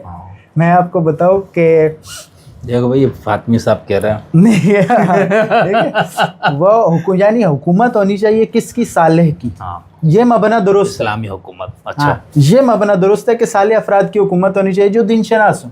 طریقہ آپ کا غلط ہے. طریقہ سراسر ان کا غلط ہے. لیکن تو حسینی طریقہ ہے, پڑھ جاؤ آپ. میں یہی بات آپ سے کر رہا ہوں کہ ڈاکٹر ایمن الظواہری نے اپنی کتاب میں یا کسی اور کتاب میں, جس زمانے میں انٹرنیٹ پہ ان کا لٹریچر ہوتا تھا, اس زمانے میں نے خود ہی پڑھا ہے اپنی گنہگار آنکھوں سے ان کی کتابوں میں, کہ انہوں نے 2 دلائل دیے. پہلی دلیل انہوں نے ریاست کے خلاف قیام کی امام حسین کی, بالکل وہ سب سے مضبوط دلیل ہے. اور دوسرا انہوں نے حکومت صالح کے لیے, صالح فقہا کی حکومت کے لیے انہوں نے دلیل دی. مجھے آج بھی وہ عبارت یاد ہے, میں نے کوئی 4 دفعہ پلٹ کے پڑھی تھی ایسے آنکھیں کر کے کہ میں ٹھیک پڑھ رہا ہوں. یہ ان کی دلیل دی کہ حضرت امام حسن عسکری رحمۃ اللہ علیہ کہتے ہیں فَأَمَّا مِنَ الْفُقَهَاءِ صَائِمٌ لِنَفْسِهِ. تشیع جو دلیل تقلید اور اس کے لیے دیتے ہیں ہم امام عسکری علیہ السلام کی, وہ انہوں نے مثلاً حکومت اور اس کے لیے دی ہوئی تھی. تو یعنی یہ اس بیس پر تو یہ آپ اس کو پھر غلط کیسے کہہ رہے ہیں نا. میرا بھی ایک دوست تھا, وہ اگر سنے تو وہ لگا میرا حوالہ دے رہا ہے. وہ اکثر کہتا تھا کہ یہ سارے یہ جو نئے نئے انقلابی اسلام اور طرف آتے ہیں تو پھر وہ مدرسوں والوں پہ بہت طنز کرتے ہیں, یہ قال اللہ قال رسول کیا ذرا پڑھتے رہتے فلانا ڈپ. وہ بھی اس طرح کا ہو گیا تھا, مومن دوست تھا وہ. تو وہ کہتا میں نے کہا پھر کیا کرنا چاہیے, نکل کر خانقاہوں سے ادا کر رسم شبیری. تو میں نے کہا یار وہ جو اچھا یہ 2016-17 کی بات, اس وقت بڑے عروج پہ میں نے کہا جو بیچارے خانقاہوں سے نکل کر رسم شبیر ادا کر, تم تو ان کے جان کے لالے پڑے ہو, تم تو کبھی کہہ رہے کون. میں نے کہا تمہیں نہیں پتا اس وقت کون پوری ریاست سے ٹکرانے والی کون ہے, وہ ایک ہی فورس ہے. تو بھائی وہ تو حسینی جذبے پہ عمل ہے. تو آپ اس کو غلط کیسے کہہ رہے ہیں؟ میں وہی کہہ رہا ہوں کہ امام معصوم کا حکم, یہ چیزیں جو ہے نا, کیونکہ یہ اس طرح نہیں, مثلا یہ اختلاف اگر شیعوں میں بھی کوئی کرے گا, شیعوں میں بھی کوئی کلیئر کرے گا تو وہ غلط ہے. بہت اچھا. لیکن اس کے اندر یہ ہے نا کہ اب جو آپ کے ہاں ایک بحث چل پڑی پچھلے 2-3 سال سے کہ حسینیت کا نعرہ لانا چاہیے, اس کو استعارہ بنانا چاہیے مجلسوں میں, یہ تو اس کو آپ بطور ایک محقق مستبصر, بطور ایک متکلم علم کلام کے, بھائی یہ سب مسائل کا تعلق علم کلام سے ہی بنتا ہے, اس میں آپ خود کیا روشنی ڈالتے ہیں؟ لیکن پاکستان کی عزاداری جو ہے نا بر صغیر کی, کیونکہ یہیں کا موضوع ہے, تو اس خاص خطے سے جو ہے اس کی خاص ایک تعلق ہے کہ یہاں کی عزاداری کی خاص سائیکی ہے, ایک خاص نفسیات ہے, اس کے بغیر اس سے نہیں سمجھا جا سکتا. یہاں کی عزاداری 2 ہی چیزوں پر مبنی ہے, اور وہ ہے کہ آپ نے اشاروں اور کنایوں میں, ٹھیک ہے, عوام کے اندر جو سامع آپ نے اس کے اندر خوشی کے احساسات بھی ابھارنے ہیں اور غم کے احساسات بھی ابھارنے ہیں. آپ جیسی کوئی بھی علمی بحث شروع کریں گے نا, چاہے وہ مثلا حسینیت زندہ باد ہو, یزیدیت مرد آباد کی ہو, یا کوئی بھی اس کے علاوہ بھی, تو وہ رائج سنتی عزاداری کے جو حامی ہیں ان کے یہاں یہ قابل قبول نہیں ہے. یہ موضوع اس سے مختص نہیں ہے, یہ اس عزاداری کی سائیکی اور نفسیات سے. اب مثلا بہت سارے لوگ کہتے ہیں کہ میں فلاں مجلس میں گیا اور جا کر, یہ ٹرینڈ بھی آج کل آپ نے دیکھا بھی ہوگا ویڈیوز, ٹھیک ہے, میں نے مجلس سنی اور میں شیعہ ہو گیا, وہ لڑکے بھی کھڑے ہوتے ہیں اور وہ سین ہو رہا ہوتا ہے نا. مجھے بھی کسی نے آپ کی مجلس میں نہیں, مجھے کسی نے اس نے کہا, ہمارے ایک استاد ہیں یہیں کراچی کے, تو انہوں نے مجھے کہا کہ تم نے ایسا نہیں کیا, یہ تو بڑے مشہور ہو جاتے تم. میں نے کہا اپنے آئیڈیا بعد میں دیا, پہلے دیتے تو سوچتا. لیکن حالانکہ پاکستان کی جو عزاداری اور خطابت ہے اس میں ناممکن لاجیکلی, کیوں؟ اس لیے کہ ہماری خطابت سری نہیں ہے, ہمارے یہاں ہر بات اشاروں اور کنایوں میں ہوتی ہے. ایک نیا بندہ جو سنی ہے جوان, وہ آ کے بیٹھے گا, میں شرطیہ کہتا ہوں کہ وہ 99% کنائے نہیں سمجھ سکتا, نہیں سمجھتا. وہ جو بیٹھا ہوا ہے جس مطلب سالوں سے بچپن سے سنتا آ رہا ہے, وہی وہ داد بھی اسی لیے دے رہا ہے, نکلنے سے پہلے وہ سمجھتا ہے کہ کیا ہے, کیا بات ہے. تو مثلاً خود استبصار کے سفر میں بھی مثلا مجلس کا رول احساساتی تو ہو سکتا ہے, لیکن دلائلی علمی نہیں ہو سکتا. وہ صرف یہاں ہمارے اس کے اندر ایریا کے اندر, کیونکہ وہ کنایوں پر مبنی ہے. تو یہ اس کے علاوہ آپ کوئی بھی روش اپنائیں نا, مثلا آپ حسینیت زندہ باد یا یزیدیت مرد آباد کو سائڈ پہ کرتے ہیں, آپ کوئی اور موضوع لیں, آپ اس پر علمی گفتگو, آپ فضائل علی پر گفتگو شروع کر دیں. مثلا آپ پڑھیں, میں نے اپنی اکثر مجالس میں کہا ہے, یعنی ہر سال ایک آدھ مجلس میں تو کہتا ہوں کہ میری تمنا ہے کہ کاش ہمارے لوگوں کا لیول تھوڑا سا اتنا اوپر آئے کہ ہم امام کا کلام پڑھیں اور ترجمہ کریں, اور وسلم یہ اتنا مثلاً ان کا لیول ہے کہ یہ ان کا ذوق بن جائے. ٹھیک ہے, آپ یہ کر کے دیکھیں. مثلاً آپ فضائل کے موضوع پر علی علیہ السلام کا خطبہ یا رسول اللہ کا خطبہ نکالیں 15-20-25 منٹ کا، عربی متن پڑھیں، پھر اردو ترجمہ پڑھیں. دیکھیں عوام اگلی دفعہ ٹھیک ہے آپ کو کہیں بھی کیوں ایسا ہی ہے، آپ کے خلاف ہو جائیں گے. کیوں؟ تو یہ بھی تو خواص نے بنایا نا، جس بنایا کا ایسے ہی اشارہ کر رہے تھے. بالکل ایسے ہی یہ ساری چیزیں پلٹ کر اسی طرف جاتی ہے. یہ خواص کا کارنامہ ہے. بہت اچھا، یہ بہت اہم. اچھا آخر میں اگر آپ اس حوالے سے کوئی مزید کربلا اور اس پہلو سے کوئی 2-4 جملے یا کوئی بات کرنا چاہتے تو کر لیں، نہیں تو صحیح. کربلا جو ہے اس کا جو ایفیکٹ ہے نا وہ بہت انڈیویجولائزڈ ہے. یعنی ہر شخص واحد تحریک ہے دنیا کے اندر. مثلا میں نے ہندوازم سے لے کر مثلا ہندو مت، بدھ مت، مسیحیت کو، یہودیت کو، یا اپنے اسلامی مسالک کو ہم لے لیں، یا کمیونزم، اور مثلا ان ساری تحریکوں کو میں نے پڑھا اور پورے طالب علمانہ انداز میں آپ کی طرح میں نے پڑھا کہ جہاں مجھے درست بات ملے گی میں قبول کر لوں گا. میں بہت سارے دوستوں سے ایک بات کہا کرتا تھا، وہ ہمیشہ حلقہ خاص میں ہوتی تھی، آج حلقہ عام میں ہو جائے گی. ٹھیک ہے، میں نے اکثر کہا ہے کہ میری محمد یا علی سے کوئی رشتہ داری تھوڑی ہے. ہاں کیا بات کہ میں لازمی طور پر ہوں گا، مجھے حق نظر آئے گا کہیں بھی تو میں قبول کر لوں گا، لیکن مجھے نہیں نظر آیا. تو کربلا کا جو پہلو ہے نا وہ یہ ہے کہ واحد تحریک ہے. مثلا اس سارے مطالعے میں نے دیکھا جو ہر شخص کو کنیکٹ کرتی ہے، چاہے وہ کسی بھی لیول پر ہو. ایک عام بندہ ہے، ایک عالم دین ہے، ایک محقق ہے، ایک مخالف فرقے کا ہے، مخالف مذہب کا ہے. اس کے اندر جو پہلو ہے نا ایک خود شہادت امام حسین علیہ السلام، لیکن دوسرا تہذیب ازاں، جو ہمارے ہاں آج ایک بہت بڑا مسئلہ ہے کہ ہمارے انقلابی طبقہ رسومات کا اور تہذیب ازاں کا دشمن ہے. یہ کیونکہ اصل میں ہمارے مذہبی نصاب میں خصوصاً پاکستان کے اندر میں نے یہ پہلو جان بوجھ کے نہیں چھیڑا تھا. تہذیب جو ہے، تہذیب کا لیکن آپ کھل پڑھایا نہیں جاتا. ٹھیک ہے، تہذیب نہیں پڑھائی جاتی. مثلا کہ تہذیب اور دین کا کیا تعلق ہے؟ دین تہذیب کی گود میں بڑا ہوتا ہے ہمیشہ. ٹھیک ہے، آپ تہذیب ہٹا دیں گے نا تو دین کے اندر شخصاً مثلا معاشرے کا وہ لیول نہیں ہے کہ دین ان کو اپیل کر سکے کہیں پر بھی. ٹھیک ہے، تو اس لیے یہ بہت ضروری ہے. ان کے بغیر تو مثلا آپ کربلا کو اگلی نسل تک لے کے نہیں جا سکتے. ہے نا، کون کربلا سوچنے، پڑھنے، سننے کا مرحلہ بعد میں آتا ہے. ایک بچے کے لیے جو اٹریکشن ہے وہ صرف علم میں ہے، وہ صرف سیاہ لباس میں ہے نا. وہ توڑی مولانا کی یا خطیب کی 1 گھنٹے کی تقریر اسے یاد رہے گی. اسے ایک چیز یاد رہتی ہے کہ مثلا یہ جو شاعر اعضاء ہیں، رسومات اعضاء کی چیزیں. اب تہذیب کا تو اتنا تعلق ہے کہ مثلا ایران میں برف باری ہوتی ہے قم میں، تو وہاں ایک دفعہ صبح میں مدرسے جانے کے لیے تیار ہو کر نکلا تو باہر برف باری تھی، شدید ہوا میرے کانوں میں پڑی. تو اچانک میں رک گیا، گھر واپس آیا. میں نے اپنی زوجہ سے کہا، میں نے کہا ایک نیا راز کشف ہوا ہے. کہتی ہے کیا؟ میں نے کہا اگر اسلام سائبیریا میں آتا نا تو جہنم ٹھنڈی ہوتی. یہ تہذیب کا تعلق تھا. گرم علاقے میں تھا تو جو جہنم پیش کی گئی وہ گرم پیش کی، اگرچہ وہ ستارے ہیں سارے لیکن گرم جہنم. تو تہذیب تو اتنا اثر رکھتی ہے کہ آپ کے بنیادی کانسیپٹس کی ڈیزائننگ میں اثر ڈال دی. تو یہ بہت ضروری ہے. مثلا کلچر اور مذہب کا تعلق بہت اہم ایسا ہی ہے. تو یہ اس لیے کربلا انڈیویجولائز ہے، اور یہ تہذیب ازاں جو ہے یہ بہرحال ایک بہت بڑا کردار ہے اس کا. بہت خوبصورت، بہت اہم. بھائی دیکھیں، میں تو جتنے بھی سوال طالب علم کے ذہن میں آ سکتے تھے کافی کر لیے، اور کچھ چیزوں پہ ظاہر تشنگی رکھنی چاہیے نا، تاکہ ہم آئندہ فاطمی صاحب کی خدمت میں دوبارہ حاضر ہوں اور آپ لوگوں کے سامنے دوبارہ انشاءاللہ کلامی نوعیت کی کچھ مسائل پر بھی میں فاطمی صاحب سے استفادہ کروں گا اور آپ سب کے سامنے پیش کروں گا. تو آپ سب کا دیکھنے سننے کے بہت شکریہ فاطمی صاحب. تھینک یو جی، بہت مہربانی آپ کی، بہت شکریہ. اجرکم اللہ تعالی.